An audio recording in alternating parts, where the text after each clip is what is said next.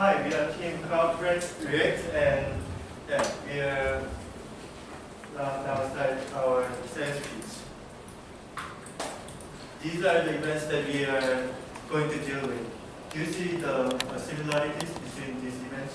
First one is conference and speech and music festival and the play. We found that these events share the same structure of how it happens. First, there's stage and there's performer who performs certain show, and then there's loud crowd that is watching the event. We are focusing on the crowd. These kinds of events are happening more and more common because nowadays people want to share their interest with the public. And we found some common problem in this environment. There's no efficient way of communicating between the crowd. There is, of course, communication between a performer and the crowd, and also there's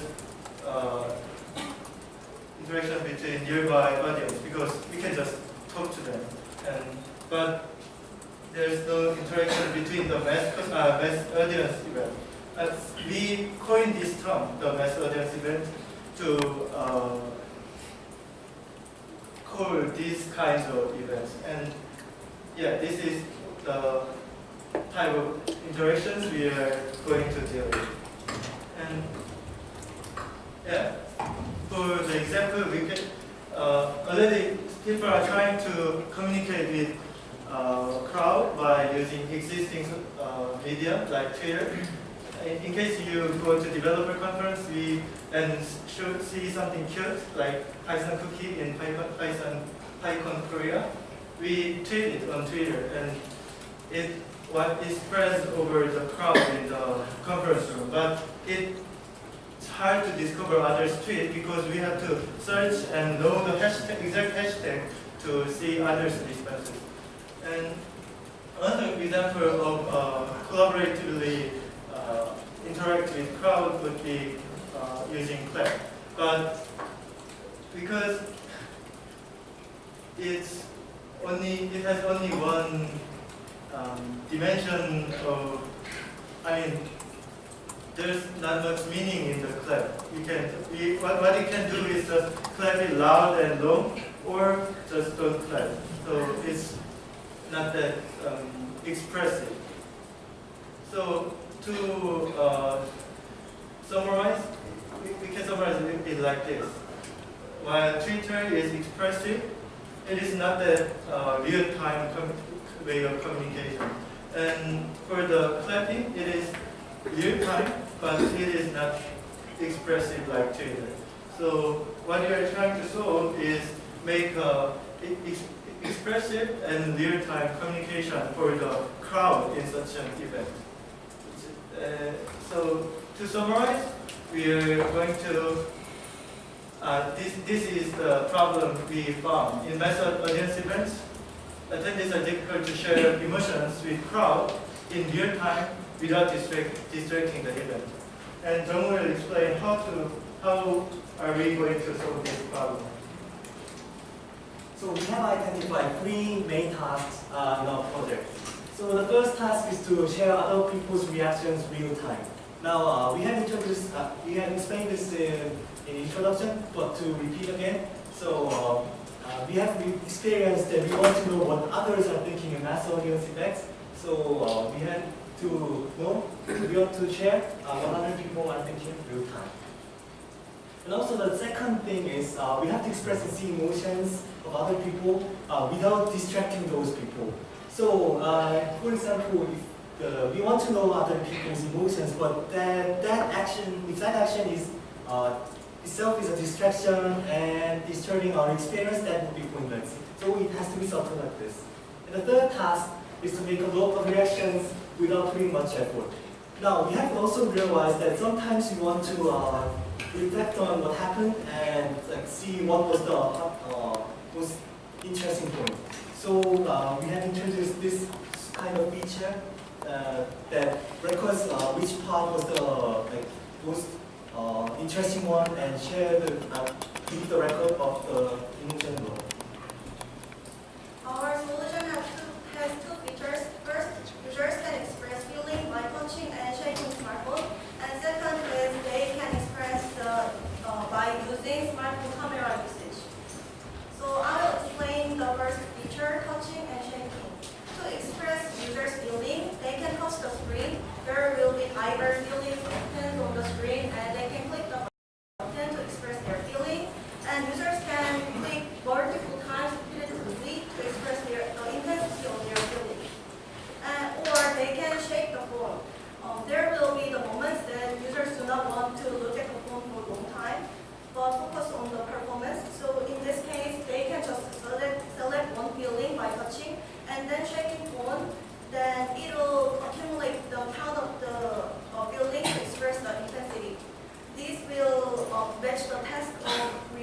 real-time sharing and without distracting the event.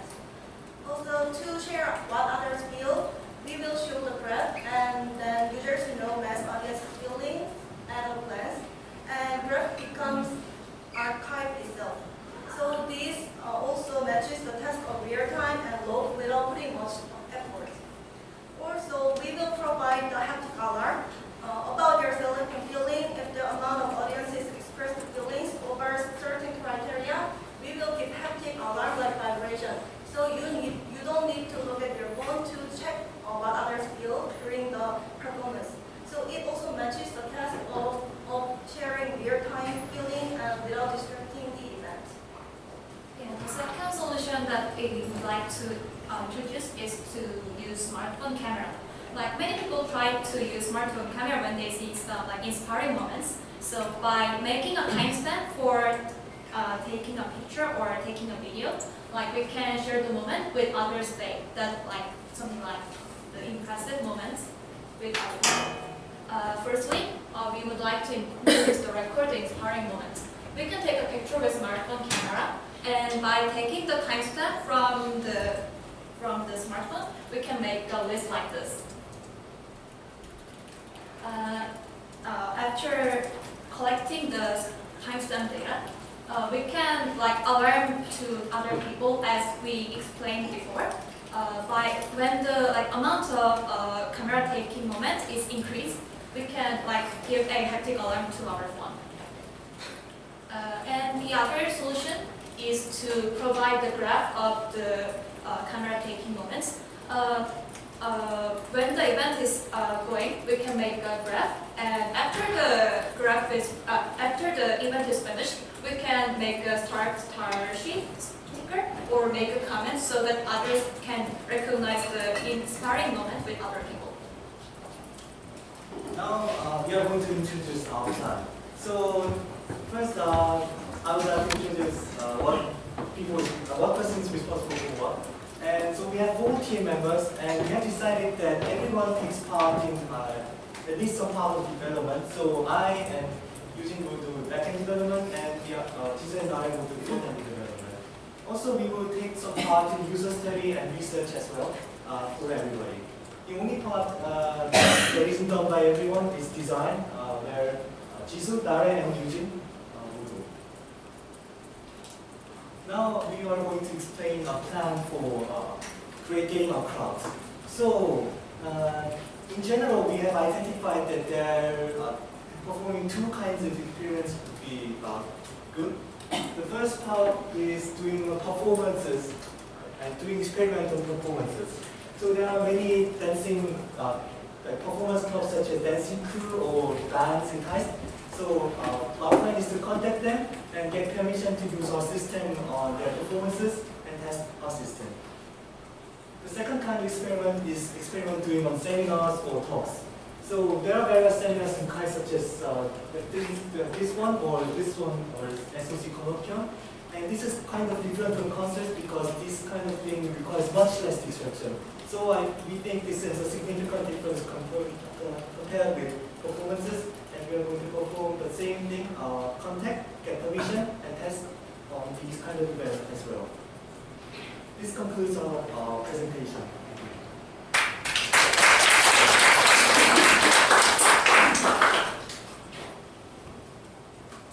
Do you have any questions? What kind of emotions are you thinking of supporting? We are not decide the detailed designs yet, but we will think about the positive and negative or diverse feelings of design. About 5 or 6 emotions.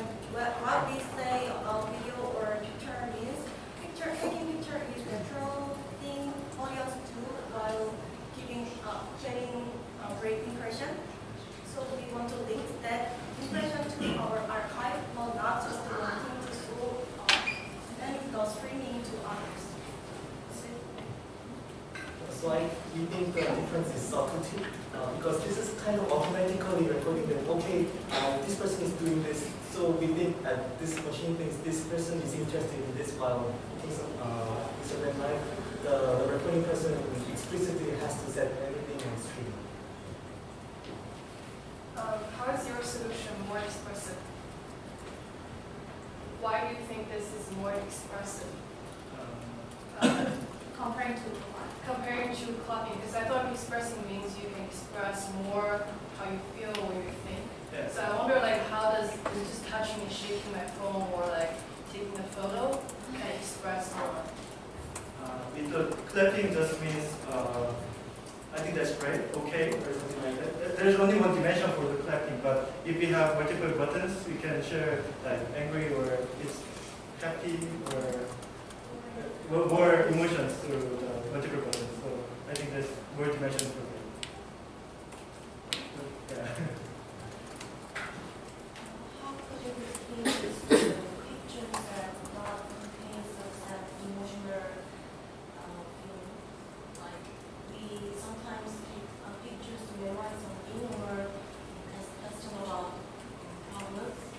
So how could you In this case, I think that there are so many people who uses smartphones, so like I think the outlier like this case can be excluded by counting the amount of. Also, I think that we are able to distinguish that by looking at the kind of impact. For example, in seminars, if someone's taking a picture, then it's less likely that this person is excited. But in, for example, concerts, it's more likely that taking photo means I'm excited for this. Okay, I think we'll have to cut it here due to interest of time. So let's thank the speakers once again.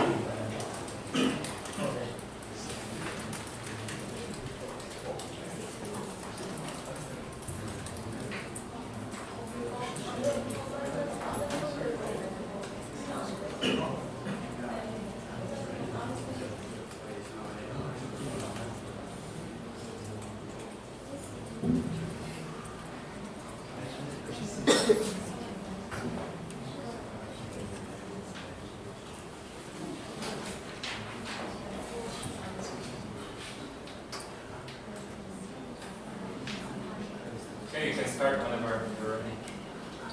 Hi, we are Team Red. I'm in your team and please welcome Robinson and Susan. We are going to talk about our service program. Do you have any experience of exercising with Red? Or maybe almost of you guys answer yes. Then let's think about journey to play sports. First, we find and contact our friends and set up the time and place, that place. But there are many variables which disrupt our successful journey. Because of time or place or lots of homework, our friends say sorry. Then we come back to the first day. Sometimes we can find a friend. In this situation, we give up or post advertisement in ARA or Facebook like this. We broadcast. We are looking for opponent player and mention our skills to give information. For example, lower than intermediate level or beginner's level. But it's too abstract, so sometimes we can't enjoy the ability to gather skill. Also, we can join the sports club, but some of us just play when we want to play. So we want to solve this problem. There are many people who like sports, but who have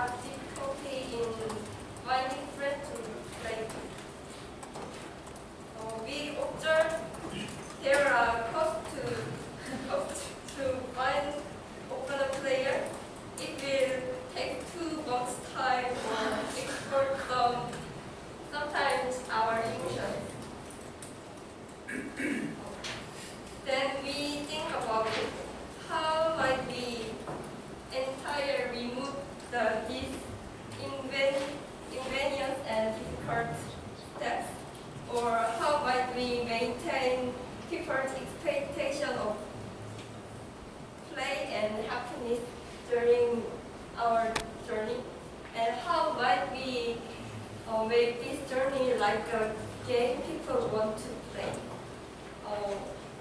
Now you will explain more details about that. Hello, I'm Yuno Chen. I'm announcer of Team Solutions. Do you know League of Legends or Lords? Many people enjoy games like Lords. Their system is perhaps one of the successful systems in the game industry. Why don't you apply this system to sports activity? So we applied it. What? Applied it. We automatically matched when users decide the time, place, and roles they prefer. Users do not have to do complex operation to find their partners. Just pick and wait to be matched. Look this picture. Someone wanna play soccer, then they just pick their position and they wait to match it. Also, I will introduce our rating system. It is hard to meet an opponent who is similar in ability. But with the rating system, you will find a satisfactory matching in terms of sports skills. Users will be able to play fearfully with each other with similar skills. In fact, the system of rating does not clearly show who is the best. We need to create a more intense and purposeful game for the top players. This system for the master users is like Go. The Stadium King system is a Go. But there are many stadiums in the real world. Only one place of king per stadium will make many players continue to challenge.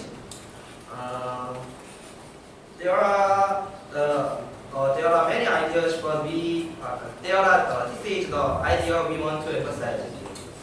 We have a number of solution ideas, but we have no time to present all of that. So, and we also have some social looping solutions. Could you tell us how we overcome social looping and trolling challenge? Actually, what we do in the actual job is how we might do these kind of things. Because there's a lot of problems that we appear in such kinds of systems. And basically, we identify two most, which are social looping and trolling. And how can we find a solution for this type of problem? Social looping actually, in our case, is going to be somebody who wanted to or registered to play the game and may not have been for something. And that can be considered as a social looping problem in our platform. So to prevent this kind of things, what we are advising to do is some kind of registration fee or some kind of digital deposit to be a candidate for it. So by doing that, we are planning to avoid such kind of social looping in our system. The other problem that would happen in such kind of platform is trolling. Trolling, in order to control trolling, the problem in trolling is we focus on preventing trolling than controlling it. Because controlling it is very hard. Based on our system idea, the idea is on encouraging people to participate in sport activities, to come and join and enjoy their time in the sport activities. So for that, we restrict the kind of communication in our environment, which means participants can use thumbs up or thumbs down, or they can simply attend or may not attend in the game, or they can say yes or no. By doing that, we restrict the type of trolling that would happen in our system. But next is how we are going to test our system and Okay, hi, I'm Yun Shin. So I'm gonna present about our plan for including with our how we are gonna test our services. So because our services, the purpose of our service is to promote physical exercise based on the cycle community. So we need some physical we need a lot of users who are interested on physical exercises. So we are gonna advertise our service on KAIST community. So at first we are gonna focus on only the KAIST members. So we will advertise our service on Facebook, or our community, or some KAIST 대신 전해드림 community. So and also fortunately we in our members one of our team members is a member of KAIST Badminton Club. So we have a plan to advertise our application to that badminton club. And then after collecting the users, we are gonna find out that our functionalities, so such as the how many users have used our service, or how many numbers, how the numbers of the matches, the numbers of the recommended matches, or some rank scores or match graphs to check our solutions feasibility. And then finally, we are planning to evaluate our service based on the user survey, and such as the problems and solutions and usability and any possible improvements. So, and next, this is our schedule, but now currently the 18% of our project was done, and finally, yeah, this is our roles and responsibility. Maybe we have to develop the server side and front side of the application. So this is our end of presentation. So thank you for listening. And if you have any questions or any comments, please feel free to give us.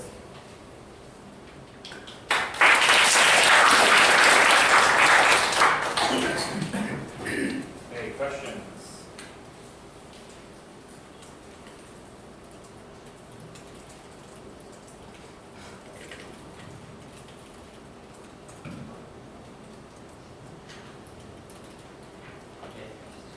So, have you ever used Nike running club?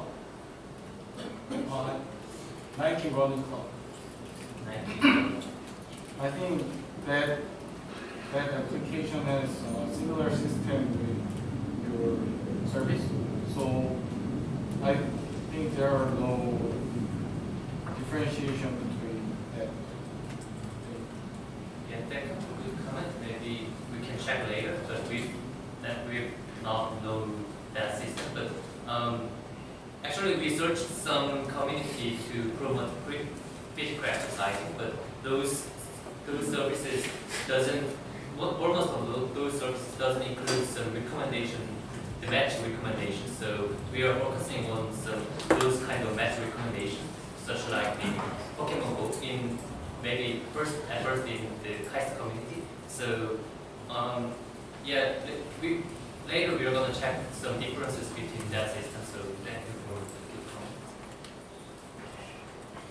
So as far as I understand, the ultimate goal is to introduce matching system, everyone-based matching system, and also a position-based matching system. But in my opinion, that requires a lot of users in the pool, and I remember comparing with, for example, the game Heroes of the Storm has the exact same system, and it was notorious for very, very long matching times, such as 5 minutes. So I wasn't familiar with so much.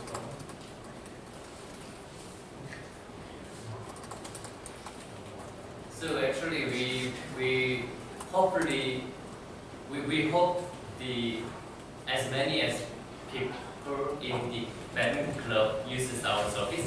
And in addition, based on your question, we want to introduce our service to all of you because you do not exercise regularly. We want to make you exercise between us. So actually, but honestly, that is one of the solutions that we have to solve, right? So we are thinking a lot of candidate solutions, but maybe we have to prepare some more an elaborated solution later. Thank you. Okay, so we'll have to cut it here. Let's thank the team again.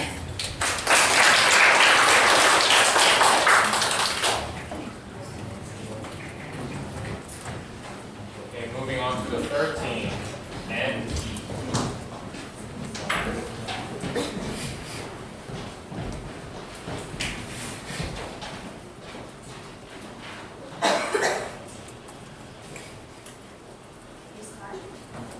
yep. Hi, like your team Anki and like here's Yogo and Tom Anki and yeah, let's talk about our covers. So like when events happen, the information flooded in the internet and like they're often in like Reddit or CNN or Naver or Facebook or whenever you just looking for some new information. So but like there are many information, but it is really hard to read everything, right? So recently, Korea has some big topic like era of no war. So like because of peace treaty, everybody is like looking for this information. So we search in the Twitter and like news for. So I will introduce some examples. So let's see the news. The left is the New York Times from the States, and the right is like Mail Economics from the Korea. So like New York Times says address some newspaper topic like based on their American perspective, and like how about in the Mail Economics they address some topic based on the Korean perspective. Also let's see within Korea on the Twitter. So left side the says government is crazy, and I really disagree with the President Moon and Kim Jong-un. I don't believe him. And the right side is President Moon could win the Nobel Prize for Peace, and Trump dissolved this as well. So within Korea and within Twitter, also there is some diverse perspective and opinion. How about the Facebook? So the left side too, the Facebook posts are based on the Korean Facebook, and the right side is from the States. So the first picture is really supporting the President Moon and the peace treaty, and the other side is defensive comments. However, it is really interesting that in American Facebook, American perspective, everything happened next to Trump. So it is really different from the national perspective, and also many people have different opinions. How about with the blog? Brunch is Korean blog platform, and this blog is kind of really useful and helpful to understanding this full event. And some blog has some useful, not only useful fact and news, but also some opinions and experience. Also, on Reddit, there is some post related to history that North Korea and South Korea conflict. So it is also useful for people to understand the whole event. But it is really hard to find those useful and helpful sources, and also it is hard to read all. So we want to address the topic. So after we're showing all these examples, I wish that it was clear to you that there are so many different resources that's covering the same topic, but at the same time, each resource has its own bias, and it talks about it with a specific perspective, right? Korean media kind of talks about things with a Korean perspective. Americans kind of only understand the American ways of thinking about the issues. And then there are also different opinions, and people are conservative, people are democratic, they have different ideas. And you may ask, why does it matter? I hope these two ideas still really fresh from our lectures. First of all, fake news. Fake news spread because people only read one or single, very little amount of sources of news. That could be wrong, and they believe in it, they didn't cross-reference, they didn't check if it's true, they spread it. That's how fake news happens.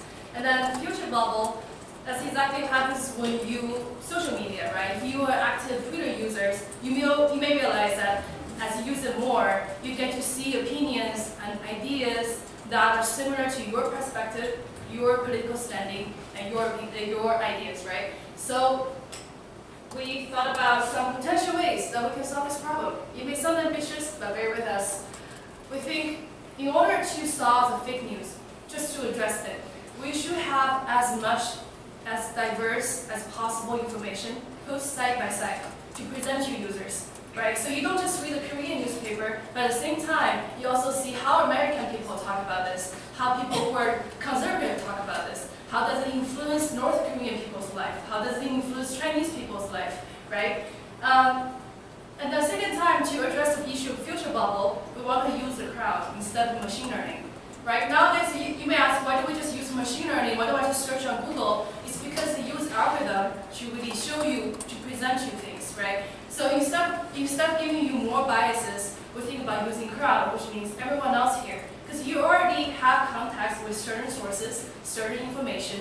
If you can just share it, summarize it, takes the tag of like what perspective this piece of information taking, what stand is it taking, right? And your opinion about it, share it with us, our platform, and hopefully we can aggregate as much as diverse as possible information without biases. To do that, here's a very simple idea of how we collect information from users. It should be very easy and accessible, so we thought about using a plugin. So as you just use any news article, any Twitter, you find any blogs, you can simply click the plugin and just share with us what event this is talking about, what perspective is taking, what attitude is taking, and probably your opinion about this issue, and you share with us. And then we hopefully can gather a lot of information from everyone across the world. Ambitious, I know, but like now we can present an issue that has different kinds of informations, right? We can have people collected supportive attitudes, defensive attitudes, people have South Korean perspective, North Korean perspectives. And who would like to use our systems? I think first of all, people who already care about the events, and people who already read a lot of information in newspapers.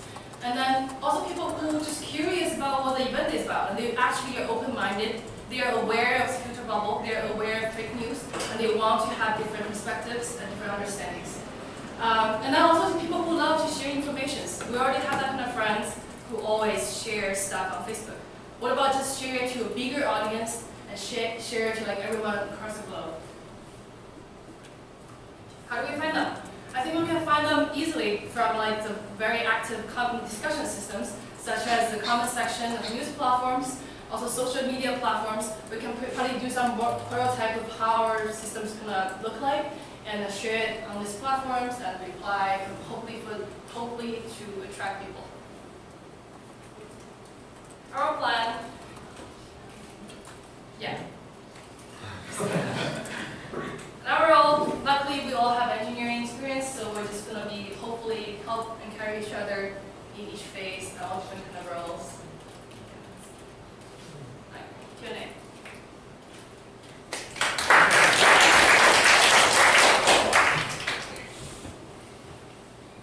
Yes? How will you deal with the language? Yeah, I think that's a big issue, but we want to have people, that's the reason why we ask people to have input of like their opinions and hopefully summarizations. So we will have the original source, Google Translate can translate that, but we want people who put our platform in English, which is a global language. Can people relate to the post? Yeah, yes. I think that will be our main sorting and filtering system. On our platform can react to all the different sources. Yeah. I think first there could be diverse opinions, but as other communities goes, I think they could be easily biased because there's a reaction feature. People will react negatively to opponent's idea. Yeah. That's a good one. Right. That's a very big issue. We have to really think hard on how do we solve that. Yeah. Are you going to define the events, or are you going to allow like people to create new events? I think we would like people to create events. Hopefully, we can do some other database of machinery to like grab that event object from like tagging or from keywords. How do you make sure that people who summarize like your articles or something don't add fake news? Yeah, also that's the thing. That's the key why we have the crowd, right? Because everyone is going to be part of this, and then hopefully we can have everyone has an eye on it, everyone sees this information. And hopefully, we can have some reacting, the commenting system to help to mitigate that. Okay, let's thank the team again.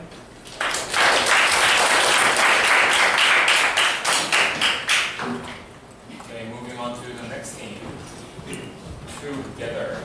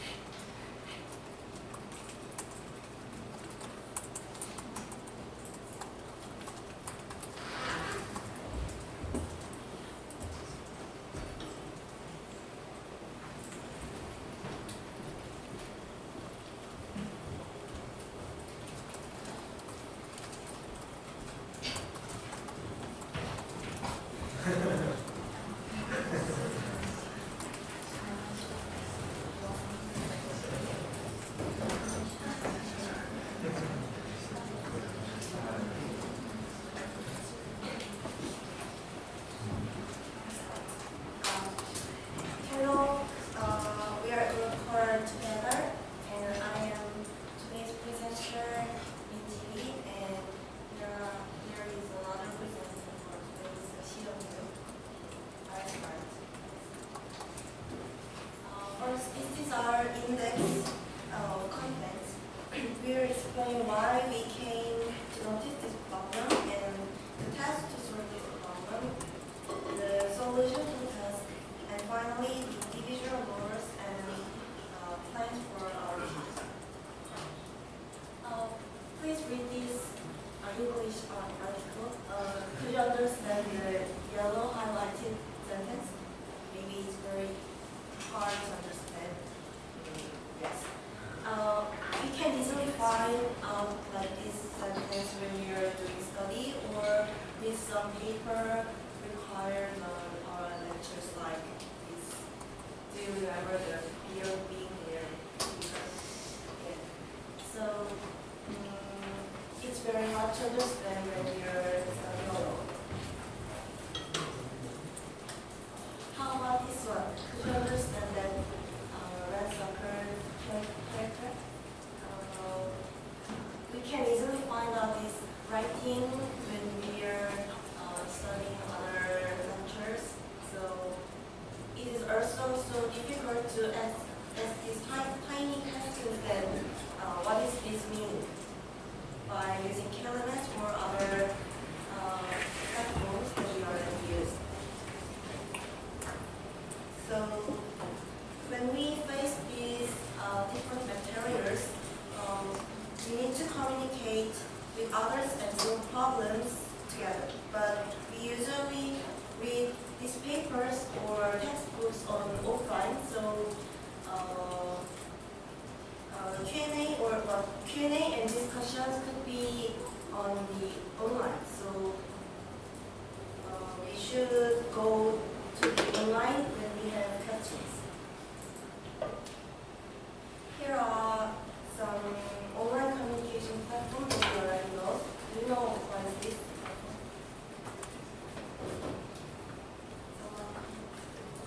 Yes, Google, and do you know this one? This one? And do you know this one? Yes. These three are major platforms that we already use in KAIST. And in this lecture, we use all three ones. So, but we think that these platforms are not proper to discuss some papers or textbook materials. So we decide to make a new platform to make easier reading and discussion. So there are three challenges we need to address in creating a new platform. First, how might we make people feel no difficulty to express their questions is how might we design the platform much easier to ask and answer the discussion. And the last one is how might we make people read online material like offline. The main thing that we need to do is make lower the barrier to go to online from offline, and also at the same time online to offline should be easy. So, based on our identified problem and select history test, we also consider some solutions about this. So, for the first test, which is make a better platform for easier Q&A process, we will provide command directly like system for questions and answer via clicking the notification. We know that the most challenging part of answering in online is questioners must find the file, paste, parse what they are confused, and should upload with their questions, which takes a lot of time for questioners. So by introducing this system, we initially upload the whole file. Questioners can just type the directory with questions, then the questions will be directly go to the part that the questioners want. And this will be noticed to all other users, and other users can check this notification, check the question with the part that the questioner mentions. So answers can also easily understand and answer to the question. So our next task was there should be no limit to express their opinions. Sometimes both questioners and answers are hard to express their purpose of saying while using only text or pictures. So we will provide a lot of formats for speaking some of their opinions, like using videos or hyperlinks, hypertext, sounds, and so on. So for instance, suppose someone is taking vocal music class in some university, and he or she is reading a material about how to make good sound. And he or she may wonder, am I doing right with this material? And he or she can upload the video, like, am I doing right? Then others can check the video and give some comments about that, or give some videos of a hyperlink that good example of making songs. So our last task is we should read like online material reading as offline material reading. So we will provide, users can select the discussion that they want to see. It means we can use this platform not only as Q&A or discussion mode, but also use as summary notes for study. So, and we can also provide online to offline print functions like this. So users can read this material in offline. So this will help to break the barrier between offline and online. So here is our overall plan. So first, John Lee will be responsible for development of server and connection, and he will be our scriptwriter for our final report and video. And next is Tom Jung, and he will implement some functions I mentioned before, and he will be our main character of videos. And Sian is me, and I'll be responsible for front end, and I'll be on marketing team, which means I will gather some crowds for our platform. And the last is Minji Lee, and she will design the UI, and she will also be our video director for last week. So for the role and plan, we already made that every Wednesday and Friday 8 p.m. to random time, because creating ideas and implement something cannot be finished on the expected. So usually we went to idea meeting for Wednesday and Friday implementation meeting for Friday. This means sometimes we can finish until Saturday or Sunday. So as I mentioned, every week, we plan to finish lo-fi prototype deadline as 23rd October, and hi-fi prototype as November 13 November. And final presentation preparation for 3rd December. So, testing with crowds. So for a low-fi prototype, we will ask people to use our platform at ara.kaist.ac.kr with group recruitment, like same lab members or same classmates who are taking same courses, because this is our targeting crowd. So based on the review, we added the purpose and overall functions of high prototype. So our final goal is apply our platform in class at KAIST. So for test, we may offer this project to CS473 classmates for reading response at some time. So this is our end of the presentation. So if you have questions, don't hesitate to ask. Thank you.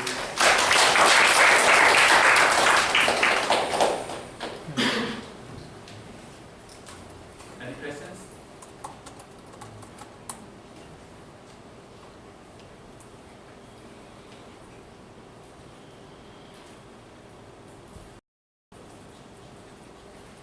So I like the idea of being able to print the discussion on paper. But what happens afterwards? So is it mostly for you to look at the discussion on paper and maybe you can go back to online for continued discussion? Printing function is a very additional function of our platform. It's because usually we read paper or text offline, not online. But if we can print this discussion board with offline, then we can read it. We think we can read this in offline will help readability users to continuously tap the discussion while studying.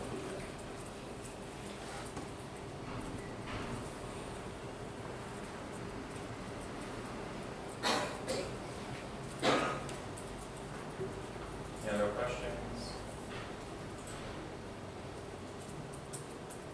All right, let's thank the team again.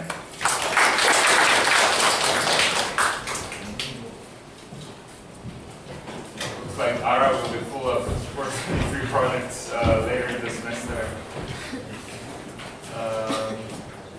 To the 5th team of CourseCollab.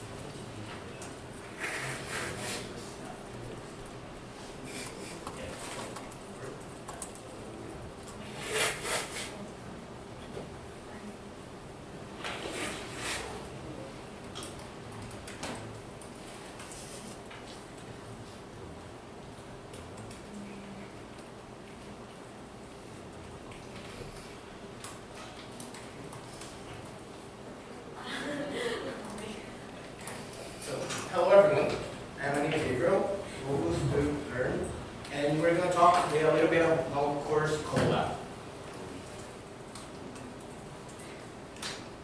So I think that all of us here as students have had like really boring lectures, to which you just go to just take a nap or something, and or really like non-engaging classes that we just attend for the sake of attendance.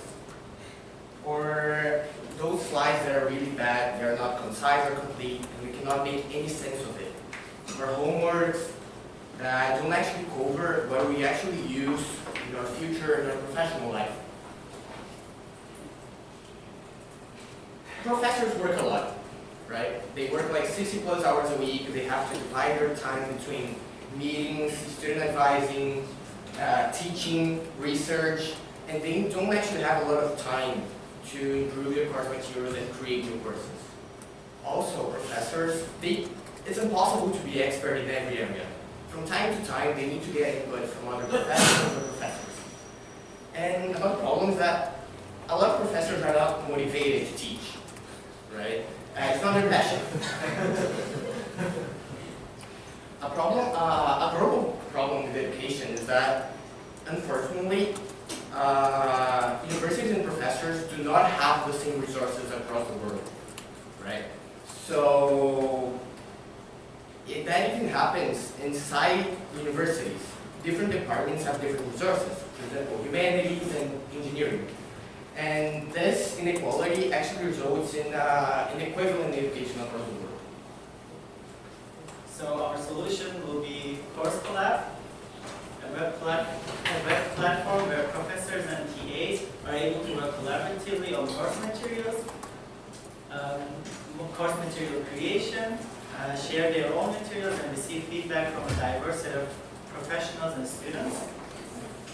So we are going to go over this problems again now. So as Gabriel mentioned, lack of time for professors and TAs result in outdated courses and insufficient material. With CourseCollab, professors will save time and enrich their courses with different perspectives by working collaboratively. Furthermore, the lack of motivation and expertise results in uninteresting lectures and materials, but with CourseCollab, professors that are not motivated to teach will be able to get cutting-edge materials for free. So it's a free lunch for them. But also for the professors that are not experts in their fields, they can get input from other specialists and have better courses. So we think the offering of our platform will be able to engage and motivate both motivated and unmotivated professors. So, and finally, we improved the problem of inequivalent education in different universities and different departments by enabling professors to share materials and get diverse set of opinions. So, just to clarify, our platform will not be something like a massive online course thing. We really believe in like classroom interaction, so we really just want to make lectures better and not do some online courses. So we only want to let professors collaborate and improve their lectures and have better materials. Yeah. So what professor can do through our CourseCollab is they can give and receive feedback from other professors. And they can also discover new teaching methods by exchanging ideas with other professors. And most importantly, they can collaborate on the course preparation to save their time.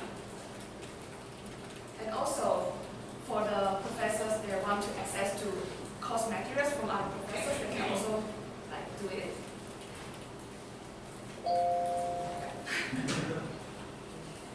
So, how can professors collaborate on course preparation through CourseCollab? So first, professors can upload their slides for a course and also collaborate to create better slides with other professors. Okay, there will be a top page to coordinate and share ideas between professors. And there will be also a feedback page for the students' input. So through these features, professors can receive perspectives from different kind of people. And also, just like we mentioned, we concerned about the under-resourced professors. So those professors, they can just access the collaborated slides and use them for their lectures. So what's our plan? It will really look like this. We decided to use the Google Design Sprint because we think it's very idea-based and we want to have a lot of idea implemented and to have a constant interaction with our users.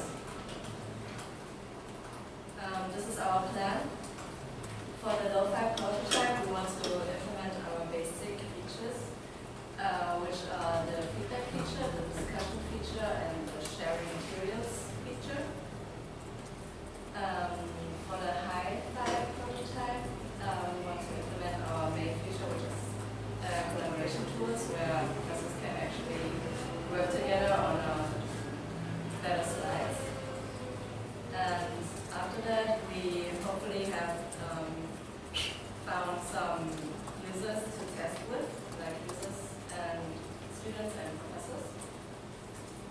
And yeah, after that, there's a kind of presentation of the video. How are we gonna find the crowd? We want to ask professors that are motivated enough to help us. And since both of me are exchange students, we want to ask our professors from our own universities as well. We like the feedback from students, so we want to hire students as well. And yeah, we want to ask internet communities to have like very diverse opinions as well from the subreddit education. This is how we divided our tasks. Just me are gonna do the product design.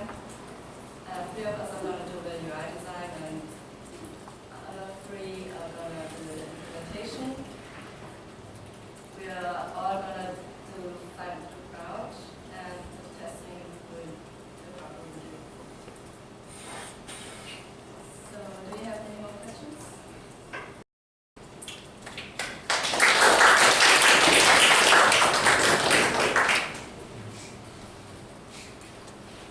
In KAIST, I think many professors use the other colleges' professors' slide, and I cannot find any differences with them. This is because I think there is one leading courses in the world, and then other professors follow that courses. So I don't think that collaborating is more meaningful. It's like to one example would be this semester there's a course computer vision, and the way that these slides work is that he literally just makes 3 slides from 3 different universities together. So it's a mess.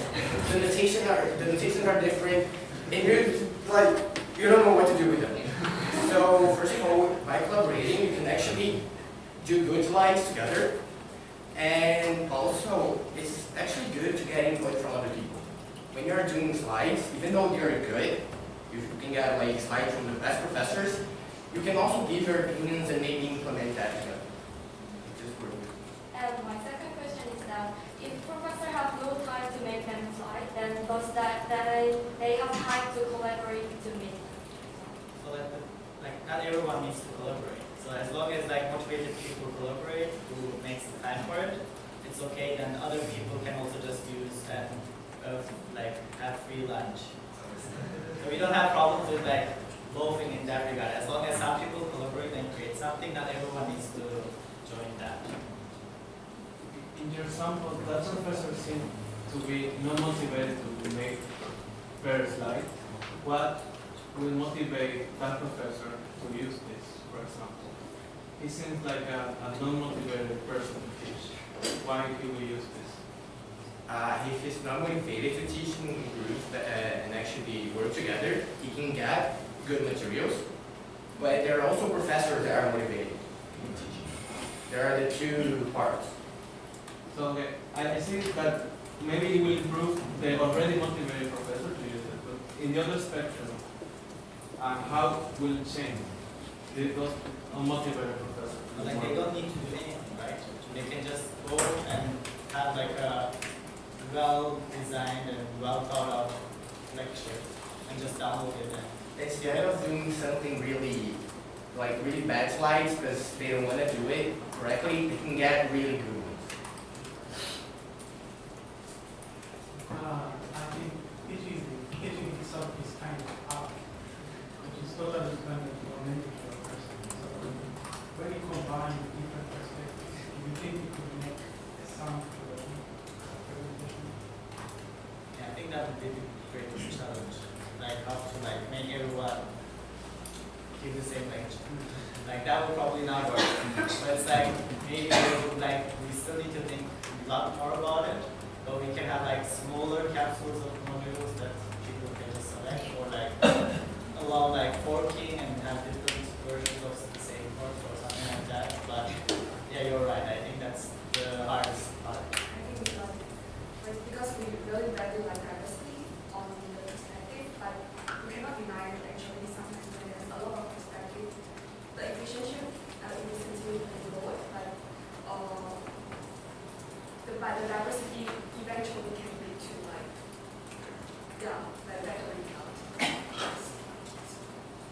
let's end the session here. Thank you again.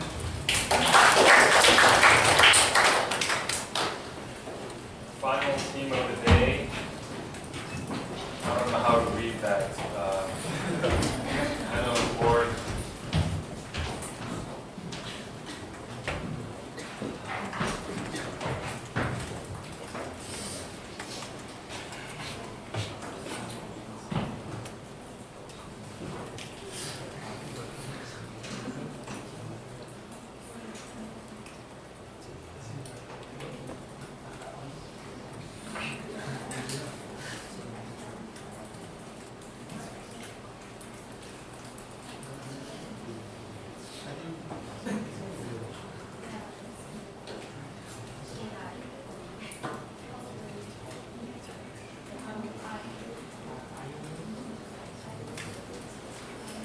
Hi everyone. So today we are a no board team. So it's from Anonymous and board, and we talk about videos later. And yeah, so first we will talk about motivation, then task, and then solutions, and plan and organization. So let's start with motivation. Okay, so we have a problem that if a person cannot talk to each other, is it a problem? Like when strangers pass by another strangers and they don't talk to each other, is that a problem for you? Mostly not, right? Like if a person on the left side and the right side doesn't talk to each other, it's not a problem. But we will focus on the word less likely. That if we are less likely to talk to each other, that will be a problem. And why is it a problem? So humans are social animals. Yeah, social beings. So if we don't talk, we die. If our mother doesn't take care of me, doesn't talk to me, we die. Yeah. But that's not all the case, but most likely. So, but we will go to the specific case. Like if we have to, at least like this class, if we have to 5 team members and we don't talk to each other, we cannot work in four team members, right? And when you compare like group discussion, like if this group discussion doesn't talk at all, but that one they talk a lot and they will have more ideas and a lot of things, right? So less discussion will bring less progress, worse solutions, and also worse profits. So these are what we think of that it might be a problem, that if we don't talk to each other, less likely, okay?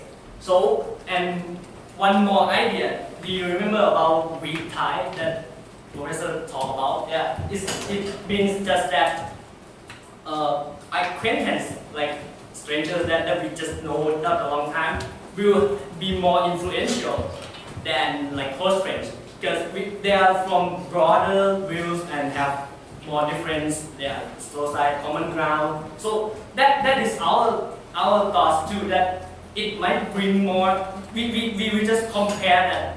If you have less people that you know and more people that you know, that is different, right? So obviously that having more acquaintance will be more benefits to you.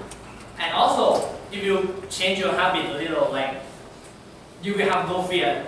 just from that side to talk to this side to 5 group members. So if you will be more confident too to get like it will be more benefits to you. And and what brings us to the solutions and tasks later? Is that because we have these tools, GitHub, and we have communication tools, tools, right? So that things bring us the solution and tasks that they're gonna talk about it later. Okay, so let me introduce you about the task. So from everything that you've heard, I think you probably understand that we want to make a stranger talk to each other. But because this school of stranger may be a little bit hard to understand, let me narrow this down to just classmates.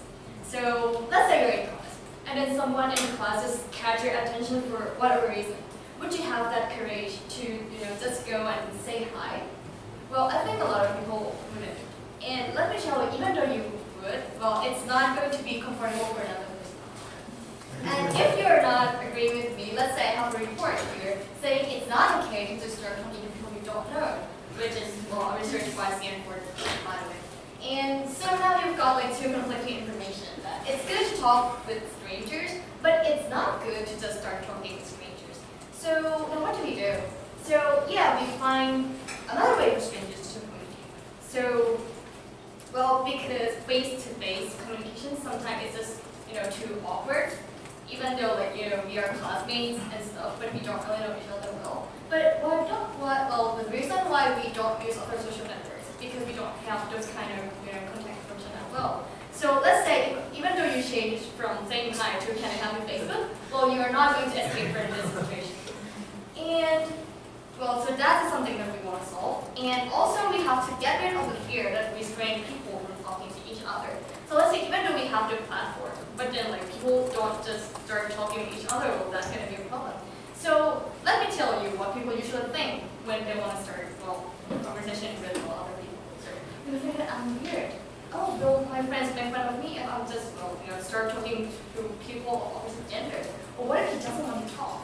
So we want to get rid of these kind of worry and fear. The third one is to encourage people to start conversation. And the first, let me tell you how is this different from the second one. So the second one is for people who actually want to talk, but they don't have the courage to talk. But then the third one is kind of a little bit more advanced, in which even though people don't really have things to talk, we want them to talk. So let's give them some topics or some motivation to get them to talk. And how are we going to solve this? Well, our friends here will tell you about the solution. So we just heard basically three different issues or tasks which we want to face with our solution. The first one is we want to have an alternative way of face-to-face communication because as we heard it could be sometimes a little bit awkward. We want to face this task with the possibility of having an online communication. The second part is the fear of starting a conversation. We think that if you're anonymous, then you have not any fears of starting a conversation. The third point we just heard was how to motivate users to interact. We have two different solutions for this. One is we have predefined topics to talk about, or it's mainly used in the class, so the topic about what we want to talk arises inside the class situation. So basically, we were kind of inspired by the Google Docs we are using in the class, and we thought it could be a nice idea instead of attaching the Google Doc or a board to the class, attach a board or the Google Doc to each other person. So we have registered users, we have a crowd of anonymous users, and we have our app. Basically means we have for each user, for each registered user is one Blackboard or a board or a Google Doc or the implementation we're going to use.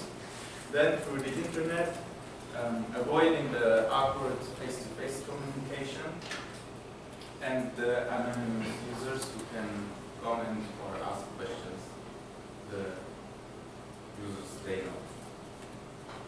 Alright, so okay, let's move to the last part of our presentation. Our plan about this project is very simple. We would like to just follow the project milestones that were set up by our professor and go through the usual steps in software development lifecycle because we prefer to have a more agile approach. Like, now I'll introduce you some responsibilities that each of us have. The following will take care of most of the code and the development. Possession of our most creative soul will be giving us best ideas and taking care of the visual phase of our application. And me and Peter will just take care that everything is working together, everything is connected, and also well documented. Now, how do we test our application or the annual work? The really good place to start is a school environment where people are more educated, more open, and willing to try out some new things. And also at school or university or wherever, we are naturally part of a group or some kind of a class or social cycles, which is still a requirement to make some application like this work. Yeah, so as an example, I can say that our application can be used during some presentation, for example, like this one. If I would like to know what you guys think about us or me, especially or about my glasses, I can just share you my board and you can share that there. Yeah. So, what do you think? Or would you feel better sharing your opinion about this? Thank you for your attention.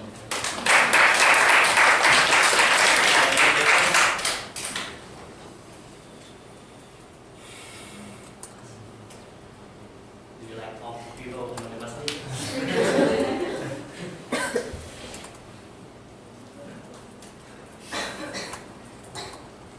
Alright, we need some ideas. So we can't let you go before we've got it. Before we don't hear like at least 3 questions of our implementation. Maybe they need something like that. Probably. You wanted to say something?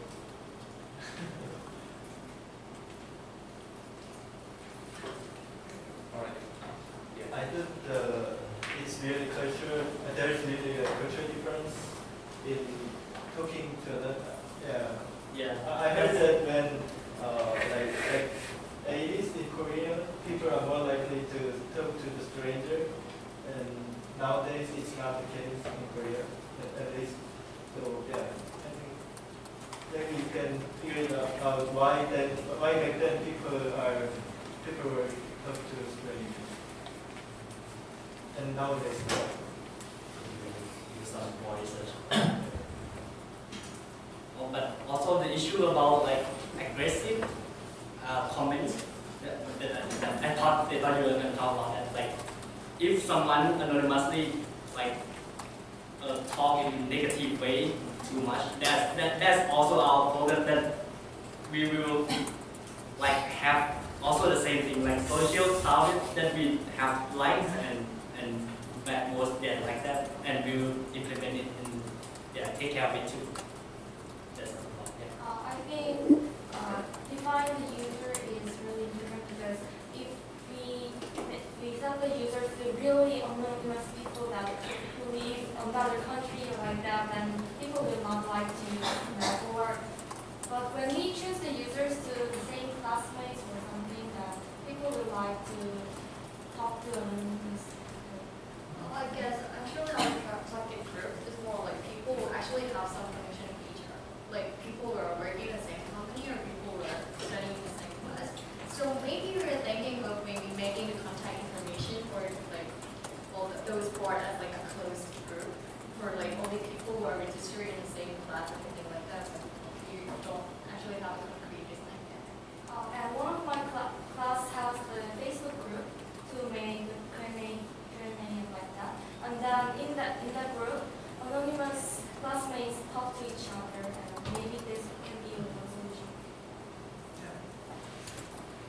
Like MIT confession, like KAIST confession, things like that. Have you ever heard about like the group Facebook group that they provide Google Docs and then people anonymously go inside and log in stuff? Is it the same thing? In my class, the network class, Yeah. the professor made a group for the classmates, and then in that group they talk to each other and questioning. And they are anonymously talk to each other. Okay, let's thank the team again.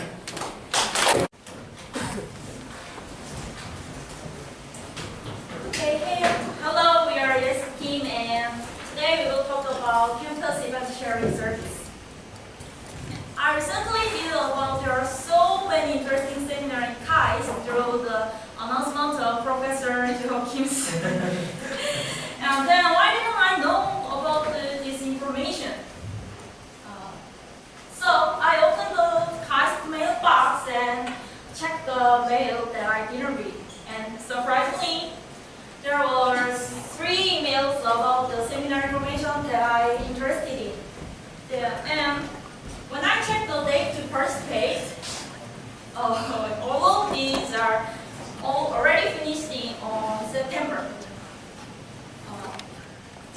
Some text-oriented email systems are far too old to be compared to modern social life systems. Some example, SNS. And also receiving too many emails can be fatiguing for users. That's why we often miss the information about the campus seminar.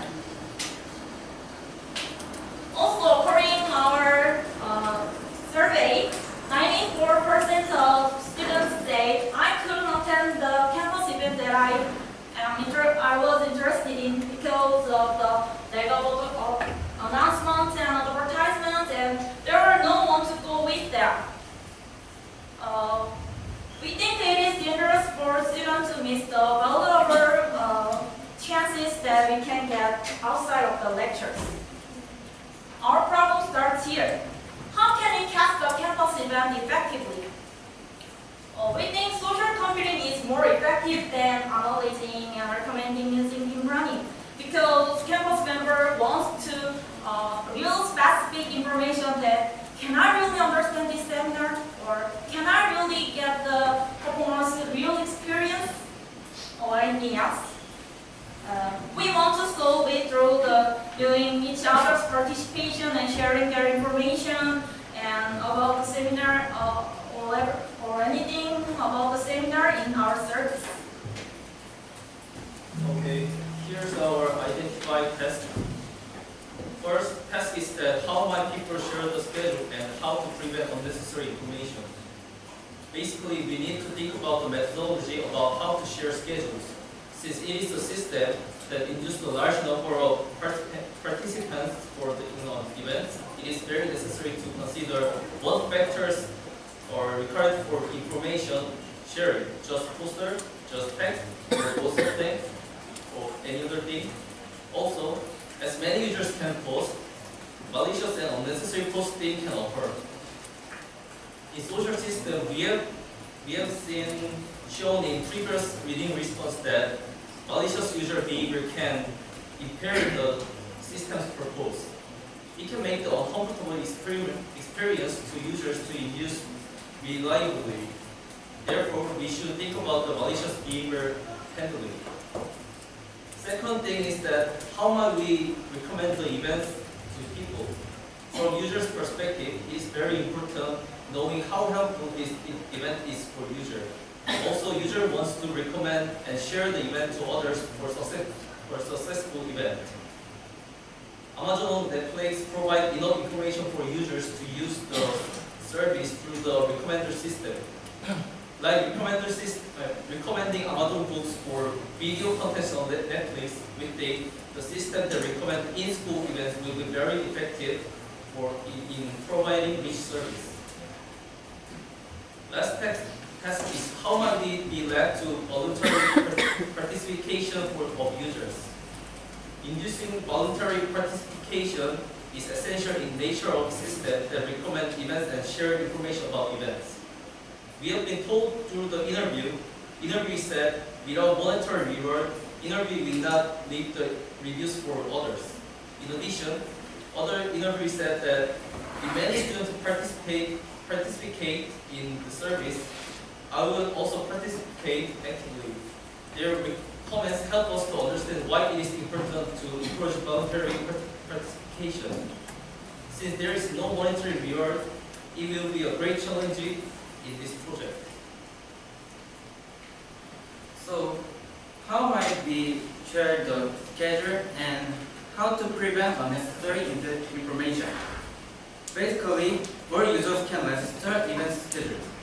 At this time, essential information such as a poster, event place, and date are essential for finding and filtering unnecessary information.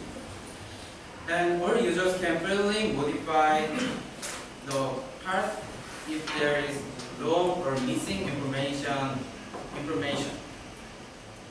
Finally, if a strange event is registered, users can refer the post via report button. If the number of reports for any given post exceeds a certain number, the post will be punished. This method is based on example of Wikipedia. And how might we recommend the event to people? We collect basic information about user. We recommend the event to the user based on this. If there is interested in the registered schedule, the user can press the party shake button. With this feature, events that involve a lot of people like me are naturally exposed to me. Also, if you have an interesting event, you can send an invitation message to the person you want to go with. The reason we present this solution is based on the interview of undergraduates. They answered that they often attend the event because of the recommendation of a friend. Finally, how might we lead to voluntary participation of users? In the past, we could not ask any questions about the event, but we can create a Q&A board, and we also make info share board to sharing information. Another advantage is that you can leave a review on the events you participate in. Through this, you can see the opinion of others. It also allows users to share their thoughts and use them as a diary to record their feelings. And this slide is about why we use this solution. Okay, so when and how users use our service, let's distribute. First, when you feel boring in holiday or good class day, he wants something more fun and productive. At the time, his friend sent invitation for good seminar using our service, but he wondered if it is really what he need and enjoy. So he will look for information and reviews, and he can also ask some question on Q&A board. Yeah, he looks very happy. And second, when the information about seminar is not friendly, what is your email? In his email, there are many emails about seminar, but also spam and KAIST announcement. And he is interested in computer science, but there is no email related to it because he is not in CS. So he joined our service and entered simple information like this. Then our service is recommended many events. Okay, and third, when you want to share events or find someone to go with, when you see poster of the seminar, if you may want to share it. So he uploaded poster or email in our service. Hey, okay, thank you. And other users can edit the wrong information or enter additional information. So this post is completed. When other users see it, they will click participate or ask to find a person to go with. And this is our plan. Yeah. And testing. We will distribute our service to you and the members in KAIST. Then we will do a survey to know user satisfaction and evaluate how to use for our services. We will also research people to participate in seminar and check how many people participated by using our service. Yes, this is end our presentation. Thank you.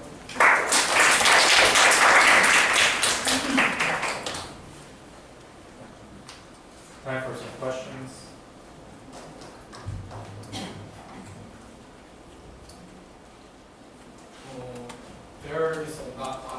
There is a similar apps that called Linder, and this not exactly same with your project, but it's like subscribe companies' sale information, and they can share other people. So I think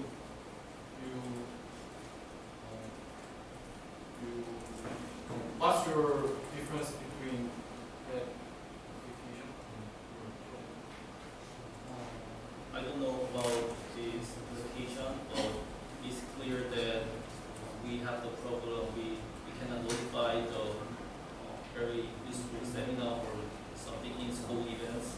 So I think the difference is that it is for e-school students or As member and they want to share the experience information or other reviews, and they want to the real information about that. And also, we say the performer wants to know about the what students want more information. Yes, what more information, but they didn't know that because we are not asked the professor what is the seminar and how can understand it before all of the case. So we can share this information for our service in our service. I can imagine that we can have some visual evidence. Evidence are very but how is it about reviews in seminar? Because every seminar has a different content, every seminar has a different level. What is it like to be reviews of the seminar? We think there are some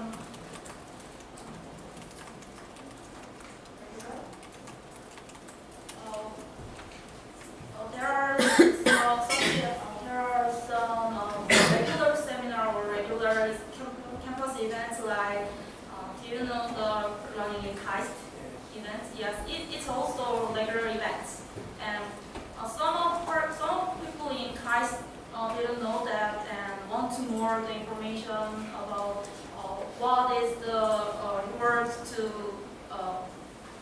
finish the running in KAIST, and we can share it through the experience, maybe. Yes. Okay, I think we'll have to cut it here. Let's thank the team again.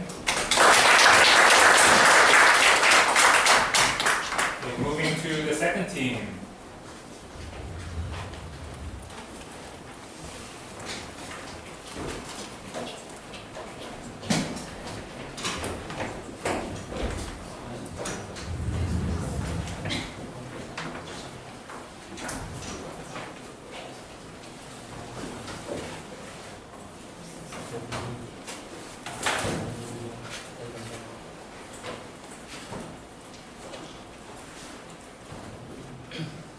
Okay, let's start. Hello everyone, I'm here to introduce you guys about our troubleshooting. Actually, what we want to focus on is trouble about making decisions. As you can see in this slide, in our life there are so many choices that makes you difficulty. In our life, from very light decisions such as do I have to eat pizza or chicken, to very serious problems such as do I have to leave school or not. This decision making is very stressful. Well, you cannot concentrate on your other important works because of keep thinking about making a decision. And it's very and in Korea, there's actually a word called 결정장애. There comes a new word called 결정장애, which is in English decision-making disorder. By looking at this word, we can see that decision-making problem is not just one's problem, but our social phenomenon. So we choose our problem to help decision-making disorder. How can we help people make decisions? Maybe social interaction can help them. So first, we observe other people around us. When does the people usually make their decision? And we comes out of two features. First, conversation, and second is persuasion. While we are doing conversation, some people suddenly comes out the idea and say, oh, I got it, I make a decision. And this is because while doing the conversation, they organize their thoughts and then it helps them to make decisions. And the second feature, the persuade. People are persuaded by others when other people say pros and cons about these choices. But the problem is that in real life, to do the conversation and persuade, he needs many friends and many time. Maybe the social computer can help them. So what we want to do is make a social interaction tool for doing the conversation and persuading for each decision-making partner.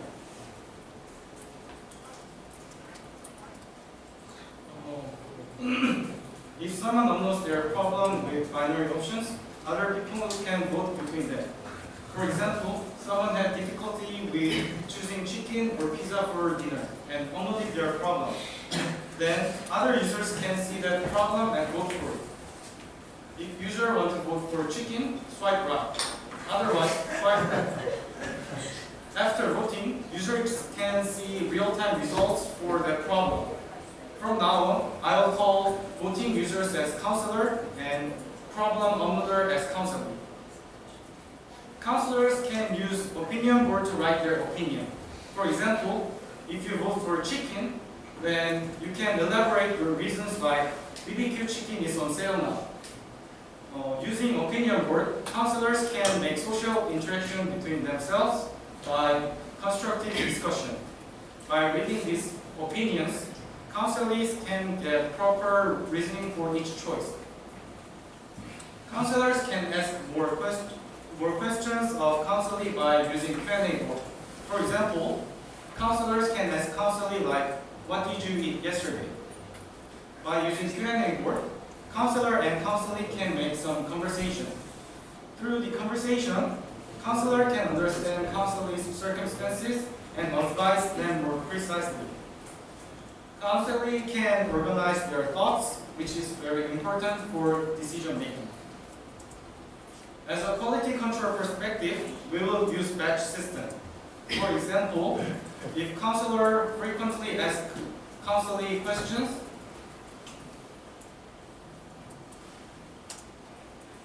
and try to understand their circumstances, we will give them a good listener badge. We also consider to make a badge for trolls. In summary, we put persuade and conversation feature by making Q&A and opinion board. Also, we put badge for quality control. Then, why users use our app? Our app provides motivation to both counselor and counselee. Of course, counselee has motivation since they have a problem.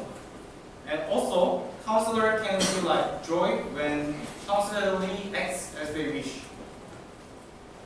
Our app is a platform that connects counselor and counselee. Therefore, we need both of them. Anyone can be our users. And we expect that our potential counselees are people who are having trouble with decision making. First, we will find our users at school communities that users frequently ask questions about decision making, like ARA or 카대전. At those contexts, we will write recommendation replies to use our app. Then, we will use viral marketing to gather more users. If someone's problems are solved, we will recommend them to share their experiences at SNS. This is our user test plan. Operators set up the environment in advance. We will upload enough samples. In a prepared environment, each subject is assigned tasks to perform, like posting a trouble. After performing the test, subjects answer the survey. To make our app, we separated our roles like designer, developer, sub-developer, and user tester. And this is our overall milestones for our project. We hope you guys to shoot your trouble with troubleshooter. Thank you.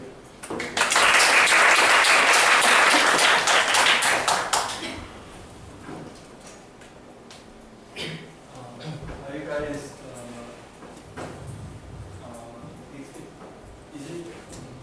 is people can people upload their responses anonymously? Or Yeah. how are you going to connect people? Should you make a follow? Is there a follow system? So we think that do you have many Facebook friends? I think so.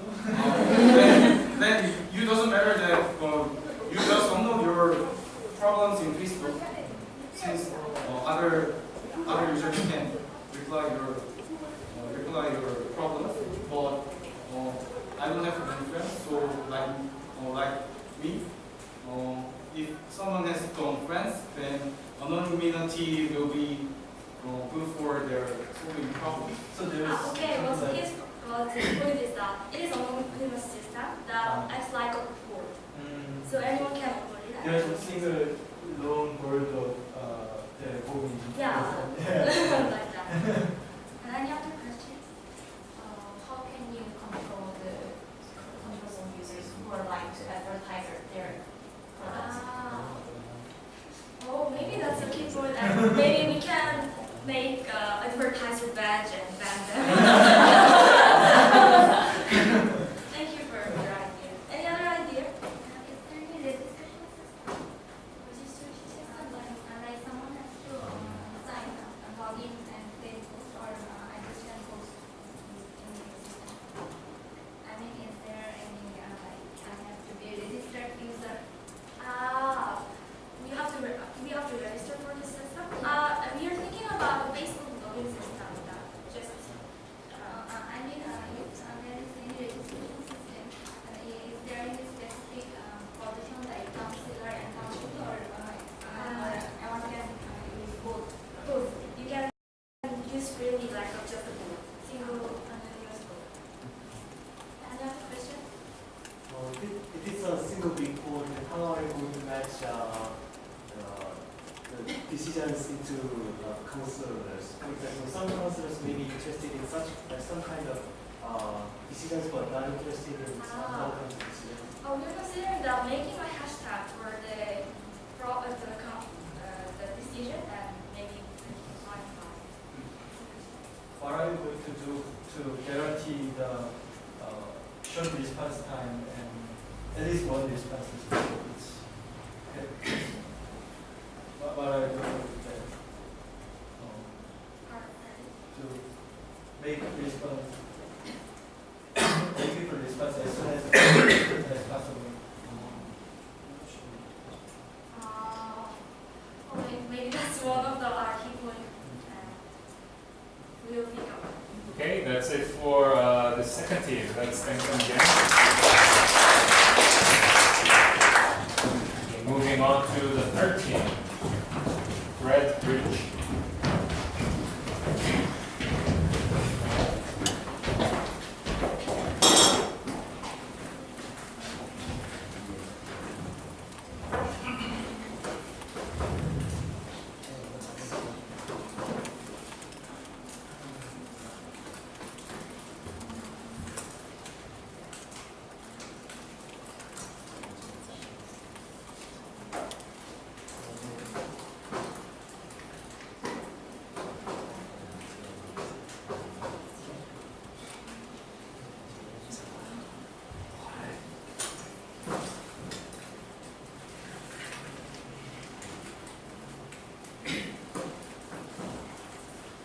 Good afternoon, we're Team GradBridge, and we're here to present our project which aims to reduce the information gap of graduate school admission.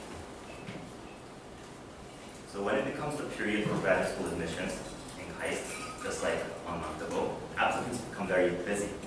These applicants are busy not only because they have to study for their tests and interviews, but also because they have to start searching online and asking their friends to gain as much information as possible about the admission procedure. Especially during these periods, we can observe these applicants' desire for more information online, such as Facebook and ARA, where you can see many different questions asked on multiple platforms. The information that applicants are interested in range from complex ones such as how important my grades, major course grades are, to simple ones such as what's the rough minimum GPA or when is the interview. However, the problem is that these currently existing websites aren't equally accessible to all the applicants. For example, ARA, only KAISTians can get into it, so all the information on ARA wouldn't be accessible to students of other universities, so they would be at a disadvantage. Or some people may not know about Bamboo, or people may not use Facebook like this. Because the information online is so widespread, there just has to be differences in the accessibility of these information amongst the applicants. Furthermore, not all the information and questions online can cover all the possible data and information that can help applicants. So applicants have to also rely on their friends and seniors with experience to ask them more questions.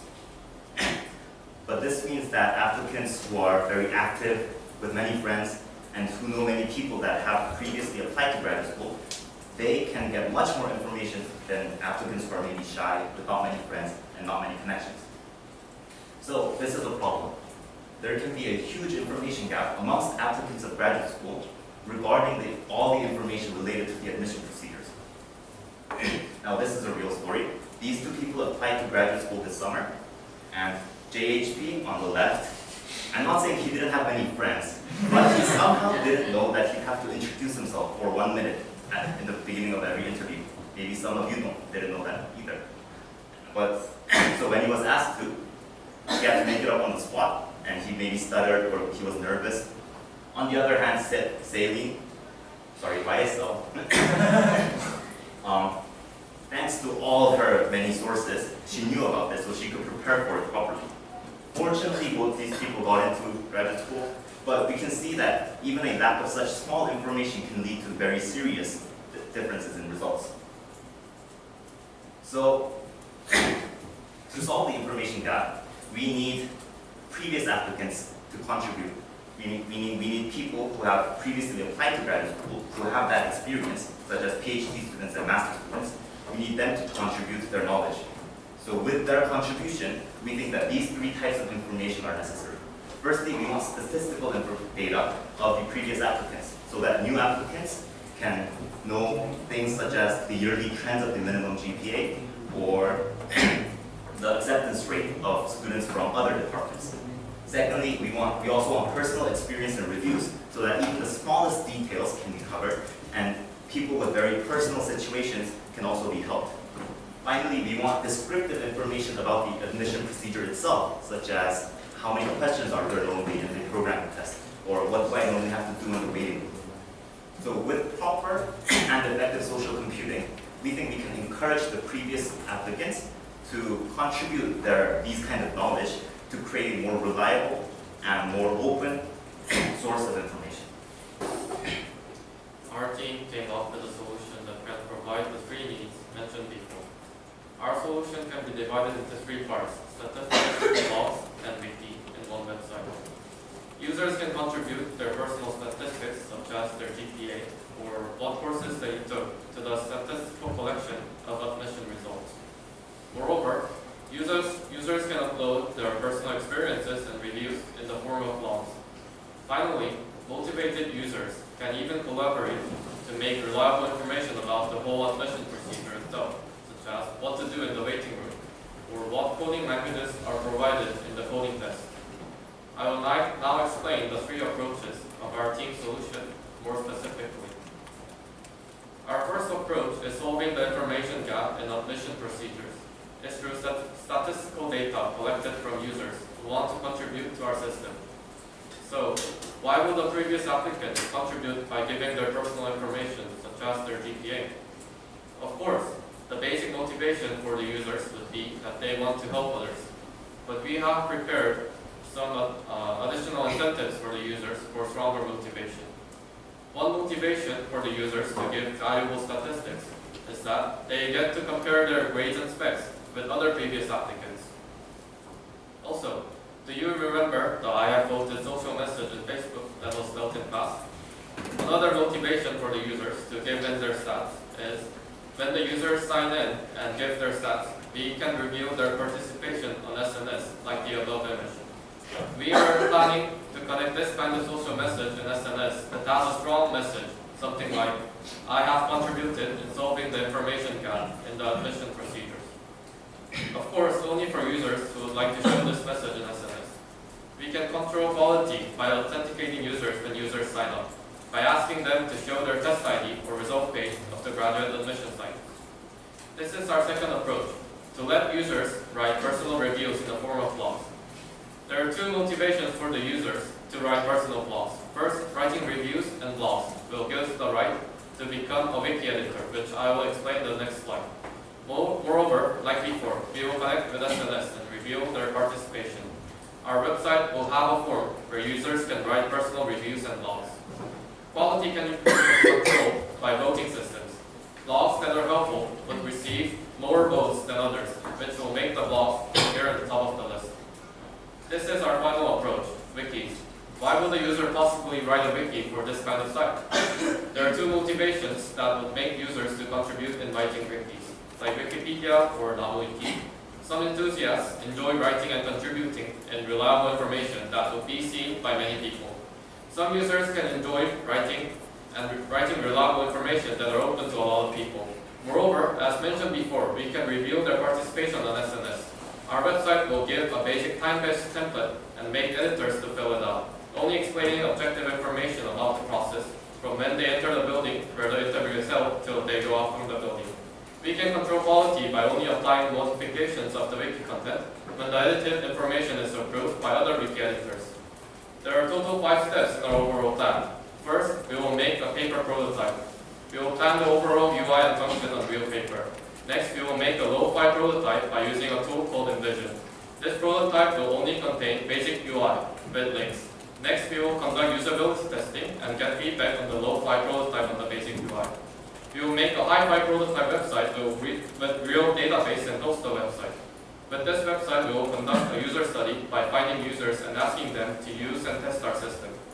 Serin and Junyo will develop the front end of our website, and GomIn and I will develop the back end of our website. All of our members will participate in conducting usability testing and user studies. Thank you for listening to our presentation.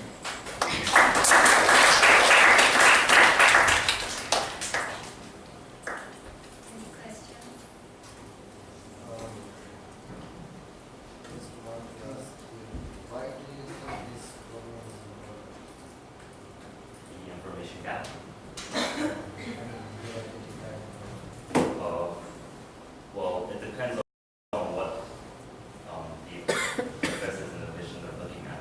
But we don't think that just how many people you know or how many websites you use should be a factor that determines whether you get in or how well you went in. You want to make it, you want everyone to start at an equal base and then let them do it themselves. And also, as you know the information, you feel a lot uncovered, so you can ask you to study or prepare much better. So I think that could make a difference.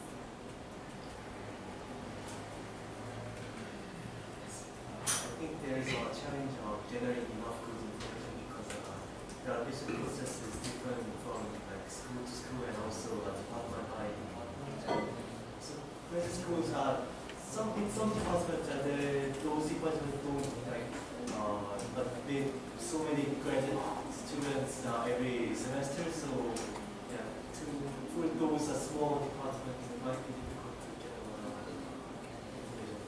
What is your solution? I think that's a very good point. When we are, for our project here, where we were focusing on firstly KAIST, and we were thinking of the CS department, where roughly every semester there's around like 40 people, more than 40 people at a time around getting in. We think, you know how PhD Kim works, like if enough information is gathered, it reveals the rating. Even that there aren't that many reviews for each professor, but it is enough to provide anonymity. So we think 40 should be enough to provide this kind of solution. But like you said, small departments, I think it would be much more difficult. I have one question, like, do you guys collect the data from also who fail? If they are so like, what is the current point for that?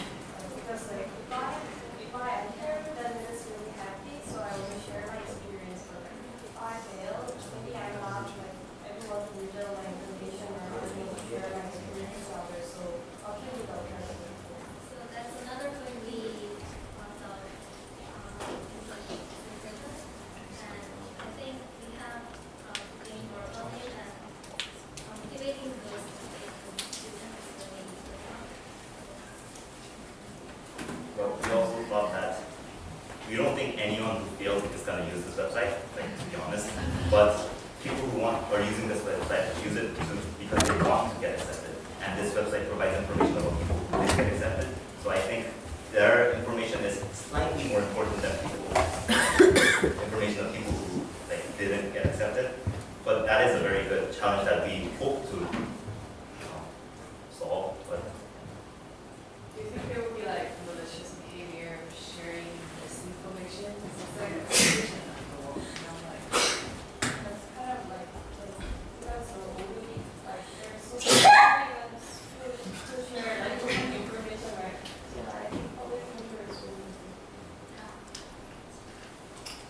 Okay, let's thank this team again.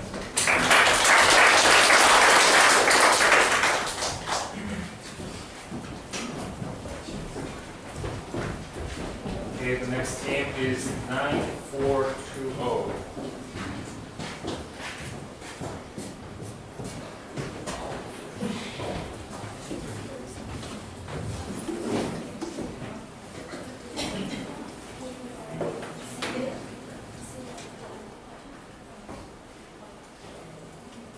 Hi, my name is Kim, and our project name is DebNet, which is the combination of Deb and Net.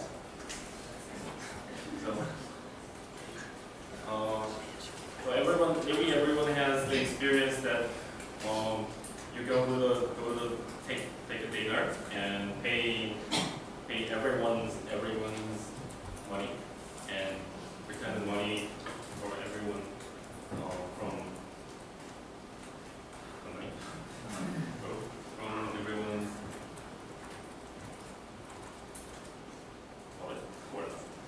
sorry. So our motivation is that network. So you have to return the money to another person or get back from their money. So we have the motivation is the complex debt network first, and the second is hard to notify to each person. The fact that you have to return money, and it is hard to manage financial stages because of this situation. So first one is the complex debt network. So because we have many situations to pay with our friends, the relationship for paying back someone's debt is quite complex. So we want to make the relationship simpler to make paying easier. And second one is it is hard to notify each person. Usually someone forgets to pay return the money paid by us or you. But it is hard to notify that to each person who owes you. So we want to remind that he has not returned some money to us with a simple and time-saving action. So next, furthermore, it is hard to manage financial status by delaying the money and sent or received. Since we don't know exactly how much money we have, the money is not returned. So from the problems above, we have identified some tasks that we have to do in order to deal with the problems.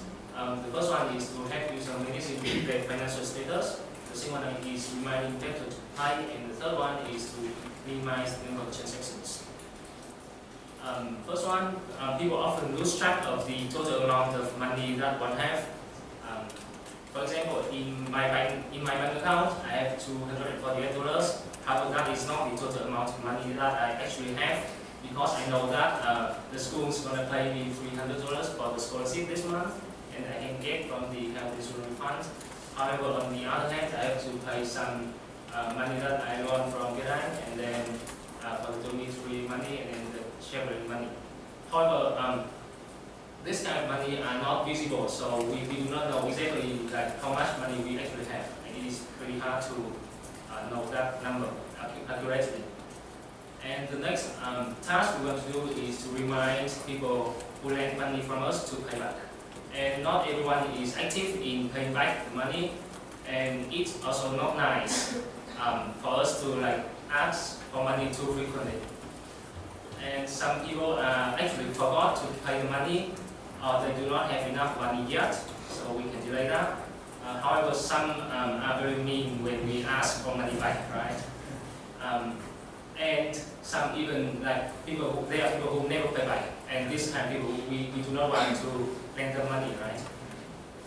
So that is something we want to do. We want to detect this kind of people. And the third task that we want to do is to minimize the number of transactions. For example, if I borrow $10 from B and B borrow $10 from C and C borrow $10 from A, and ultimately we do not want anybody to pay, right? But if they do not know about this kind of cycle, then everybody will pay $10. And so we want something like this. We want to optimize the network. And we can do that manually when the network is small. However, when the network is very large, we need machine power for that. And so from task, we have the solutions. We want to create an app that can calculate the total amount of money that one have based on the debt and the income source. And then we want to list out the events that one participated in for them to manage the money. And we want to automatically notify people to pay back money. And we want to minimize the number of transactions that one has to do. So the advantages of our solution. First, it is clear and precise. You know exactly the number of money you actually have in the account, so that you do not, for example, like use too much. And then financially, you will know that you have a history, a list of, for example, how much money you have used this month in different kind of events, and then you can like set your limit. For example, you want to use only this much of money this month, and you can show the amount of money that you have spent for this month. And then our solution is also very frank. You can automatically, the system will automatically remind people who forgot to pay. And then for people who do not pay, then we can do something like mark them as untrustworthy. And then on our system, the profile will have that mark. And then other people will not lend them money, right?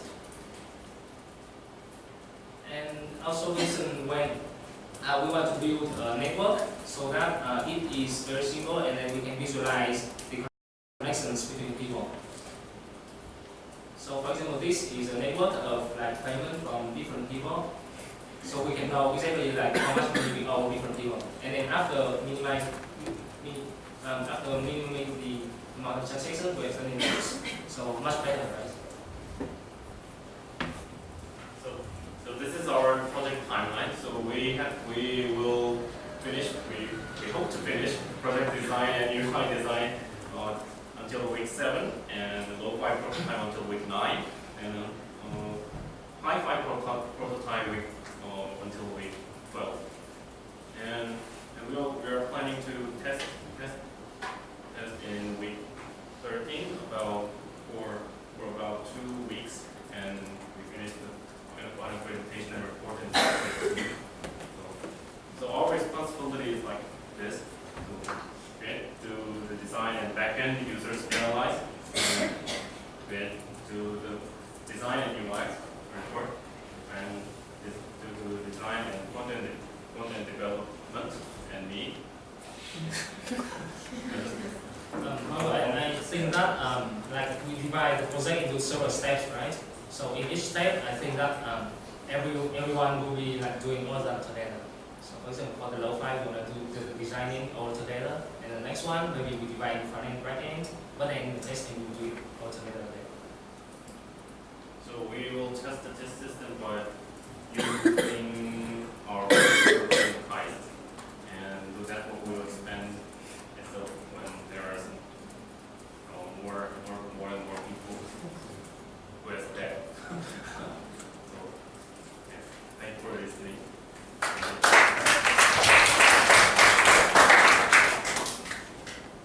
For the DebNet network, when you test out in the sub-test, I think we should be very careful because every person have different credibility. For example, Yeah. does that So, payment, and also yeah. that have different expiration dates. So you can maybe just cancel out them. Yes, so that will be something that we will ask for user permission. For example, we want to optimize this one, we will ask all of them to take that one, and we want to optimize that.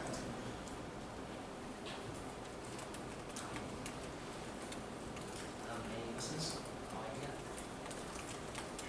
How about financial service of the user? They need themselves to enter only from financial information. Like how many Yes, so initially what we want to do with the DebNet is only the debt network. So for example, if you lend something money, you have that money in your account. You know that you have that one with the payback, right? But the one from the bank account is not taken to our network. So I think that creditors have enough motivation to use your app since they have to get money back. But I don't think that debtor has no motivation for use your app. Why? If someone don't want to pay back, then so I think that you have to give some motivation to debtor. Actually, it is like what you asked is like only one feature in our app.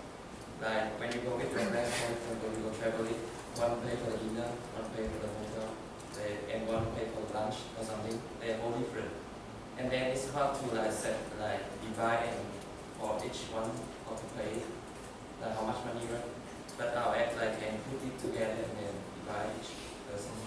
So it is, I think it's also like the motivation to users can simplify their transaction during like social activities. And another thing is, for example, if I'm paying money and you have to pay me, for example, then either you have to use network so that I know that you are trustworthy, or you have to pay the money directly to me, right? Or otherwise, I cannot trust you. So this motivation is like reliability in person. Yeah, and the reliability is reflected in our network also.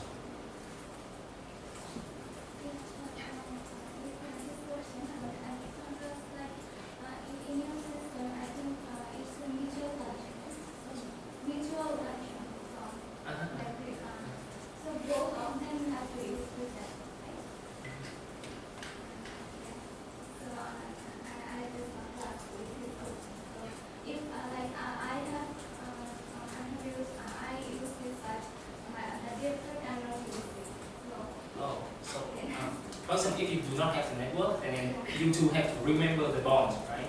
You know that he or she loan from you, like for example, $10. You both remember that, right? And then one day you have to ask him to pay back if he does not pay back, right? If he doesn't use his app, so I have to ask him. Yes, so that's something you already have to do if you do not have it. So we are trying to optimize this. Okay, one quick final question. Okay, so the example you're describing is within a friends group, but will it also reach across friends group? It depends a lot on if you're paying and you're going to allow people that you do not know to be connected to you on the network. Okay, let's thank the team again.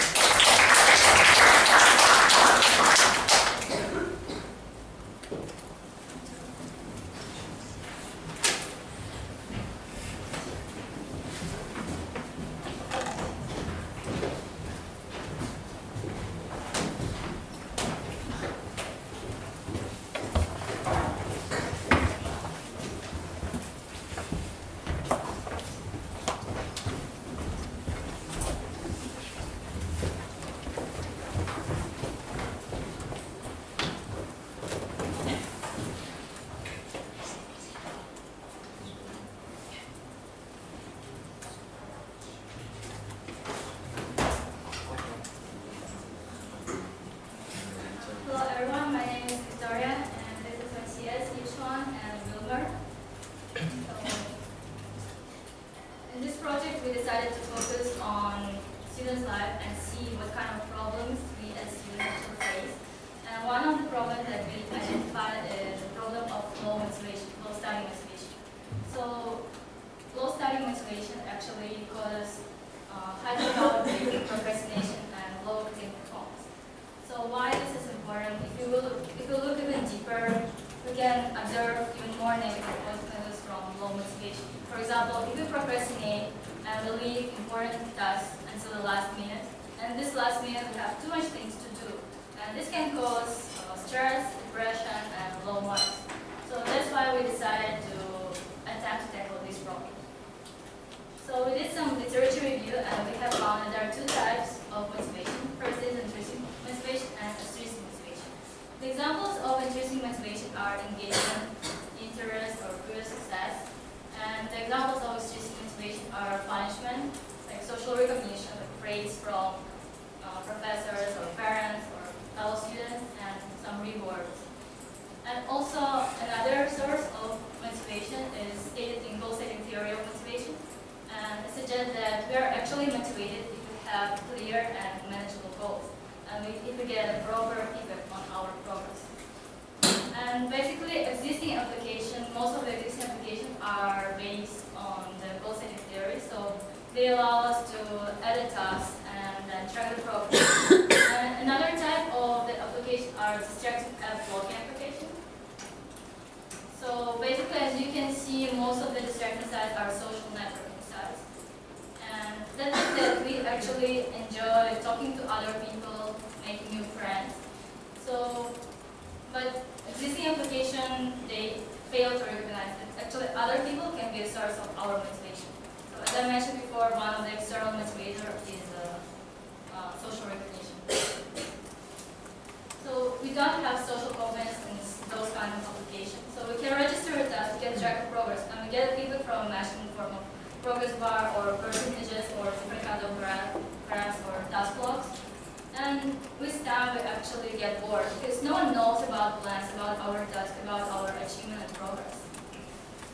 So we thought, why don't we actually, instead of blocking the social networking sites with their features, and can we actually combine enjoyment from socializing with other people with goal setting? So our data that we have identified is how much we support students in setting measurable goals and progress tracking. How much we allow other people to motivate students to set goals and be committed to them. How much students get feedback on their progress from other people, and how much we make goal setting process enjoyable by means of social content. So Nishan will present our solution. So here comes our social network application for successful goal setting. Cartoons allows the user to set their own profile, so you could choose to be shown as a girl or a boy, or if you don't want to show your gender, it's okay. And the user can edit their own profile. About me section, it's highly recommended using the hashtag. I'll explain later why. And as well as user can share their current location or even maybe their favorite live music while starting. And the most important part is the user share their plans of their starting goals, which could be divided into a lot of small detailed tasks with the dude. If cartoons only stop here, it's far away enough, because even though you publish your plans in the social network environment, it seems like you're still fighting alone. So we want to do more. We want to increase the social media popularity of cartoons.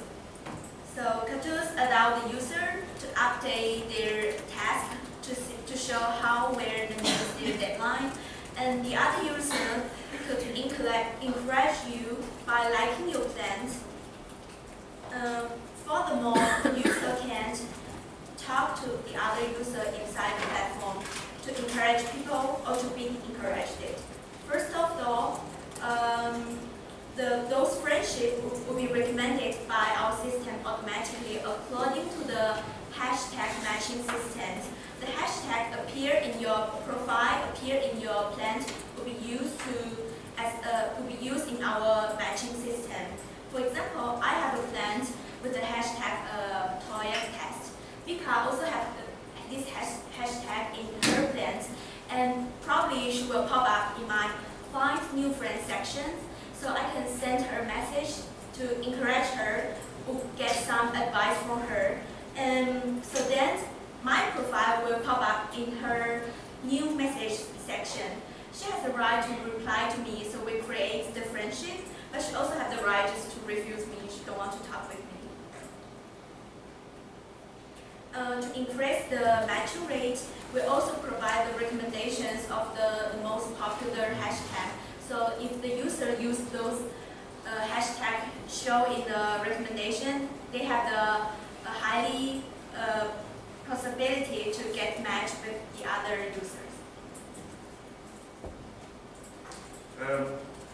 What we're gonna market this to be pretty obvious now that everyone wants this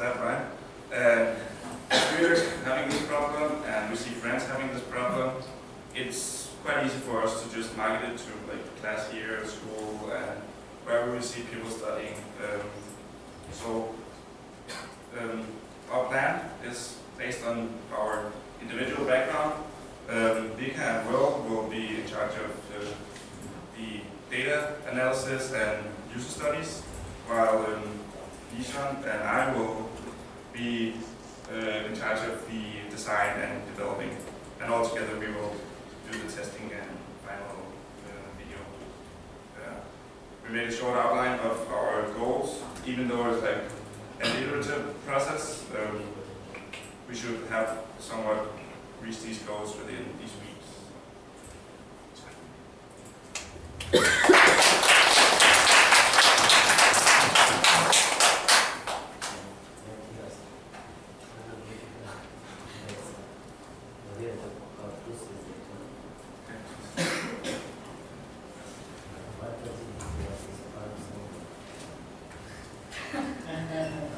Friendship.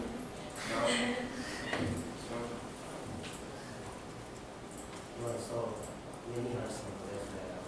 Yeah, it's an encouraging field to study.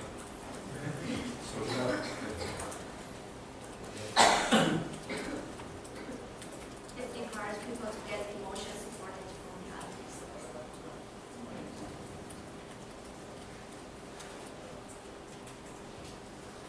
Any other questions or ideas? So what are some ways this could go wrong, and what are your ways of avoiding that?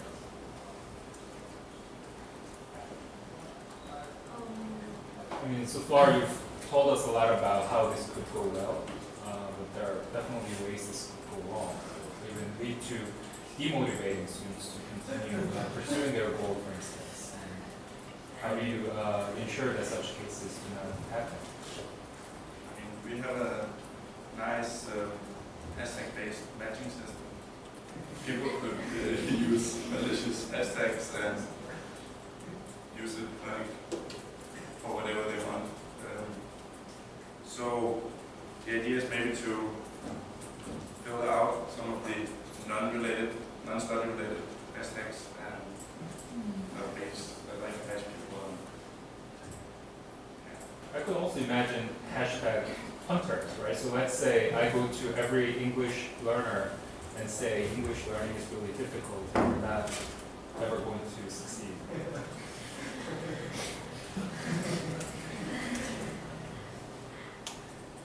Maybe we can add in our system like some positive emotion detectives, and maybe we can create a homepage where we publish have the higher like rate post plans and have the positive emotion plan to show to the most of the users, encourage them.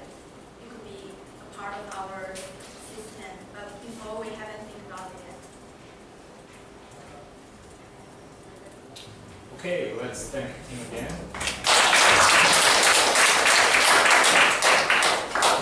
We're perfectly on time, and we have our last team, friends.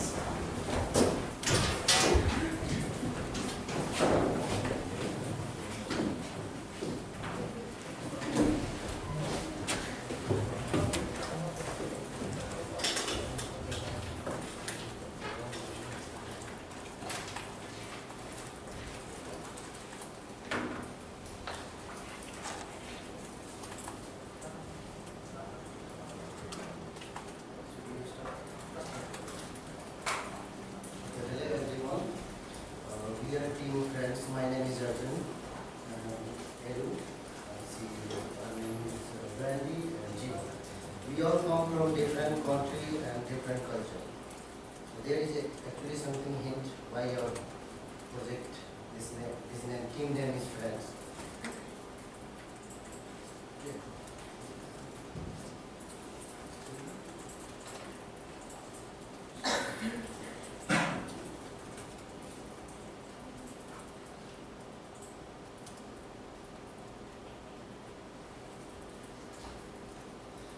The next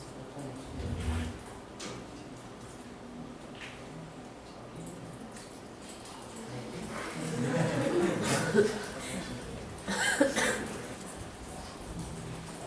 do Command L for full screen, and does the right arrow key does it?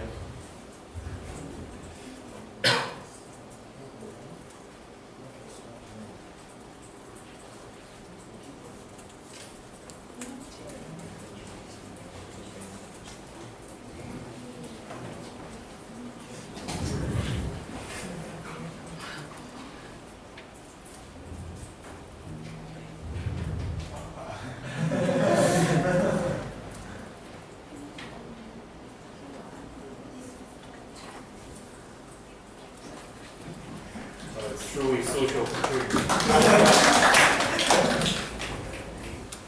Okay, our team goal is to solve such a problem which can be helpful for KAISTians, especially newcomers. So after much discussion, we all agreed on to solve the problem, which is the lack of interaction between international newcomers and KAISTians. And this problem comes because students come from different countries, different cultural background. So language barrier is a big problem.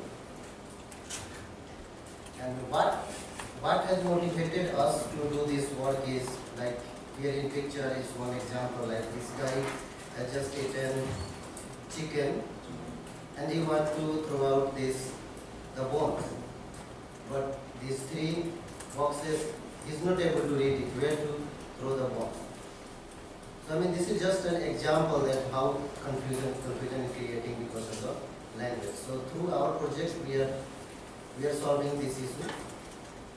Of course, there are some services offered by KAIST like ISSS and KISA, KAIST International Student Association. But these services are highly official or highly limited. There is no platform for interaction between international newcomers and KAISTians, and no communication between local and international KAIST communities like professors, students, administrative staff, etc. So we are thinking that bringing KAIST community together will be advantageous, and for this we need a common platform.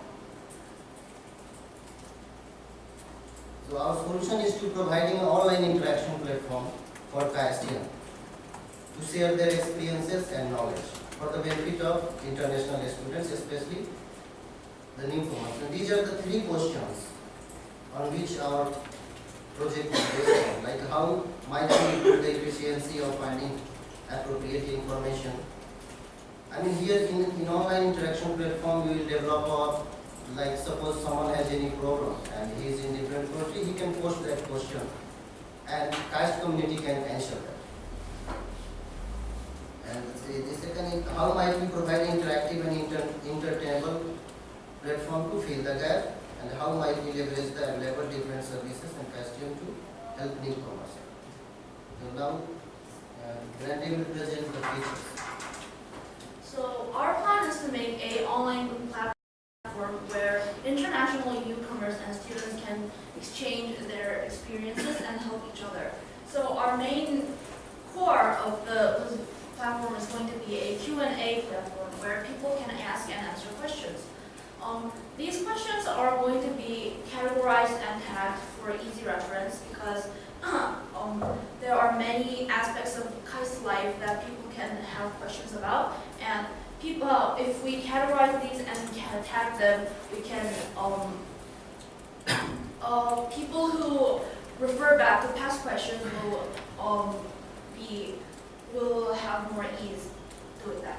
And also, we're going to add a feature where we can have urgent questions that can be given higher priority, because for questions regarding to KAIST life, there are questions that need to be answered now, such as the question that we had in our previous slides, the chicken bone related problem. You have to throw that out now. So if you're going to ask questions like that, you can use this feature to get a quick answer. So this is our implementation plan. We're going to make a low-fi prototype by the 25th of October, and then a high-fi prototype by 15th of November, and then hopefully a full project and final presentation by 6th of December, and a final paper and video by 13th of December. And for experimentation and testing, this platform is mainly going to be used by international students. Of course, local students are also welcome to help, but the main users are going to be international students. So we're going to bring in the help of ISSS to advertise our platform and encourage users to use it. We're also going to enlist help of friends and students at the dorms to use our platforms and use a survey to get their feedback. So this is our roles. We're going to do work on the database. Javon is going to be working on the design and front end. Arjun is going to be working on the database, which is the back end, and I'm going to make the videos and help Javon with the first and front end. And we're all going to work on the testing steps. So, does anyone have questions or feedback?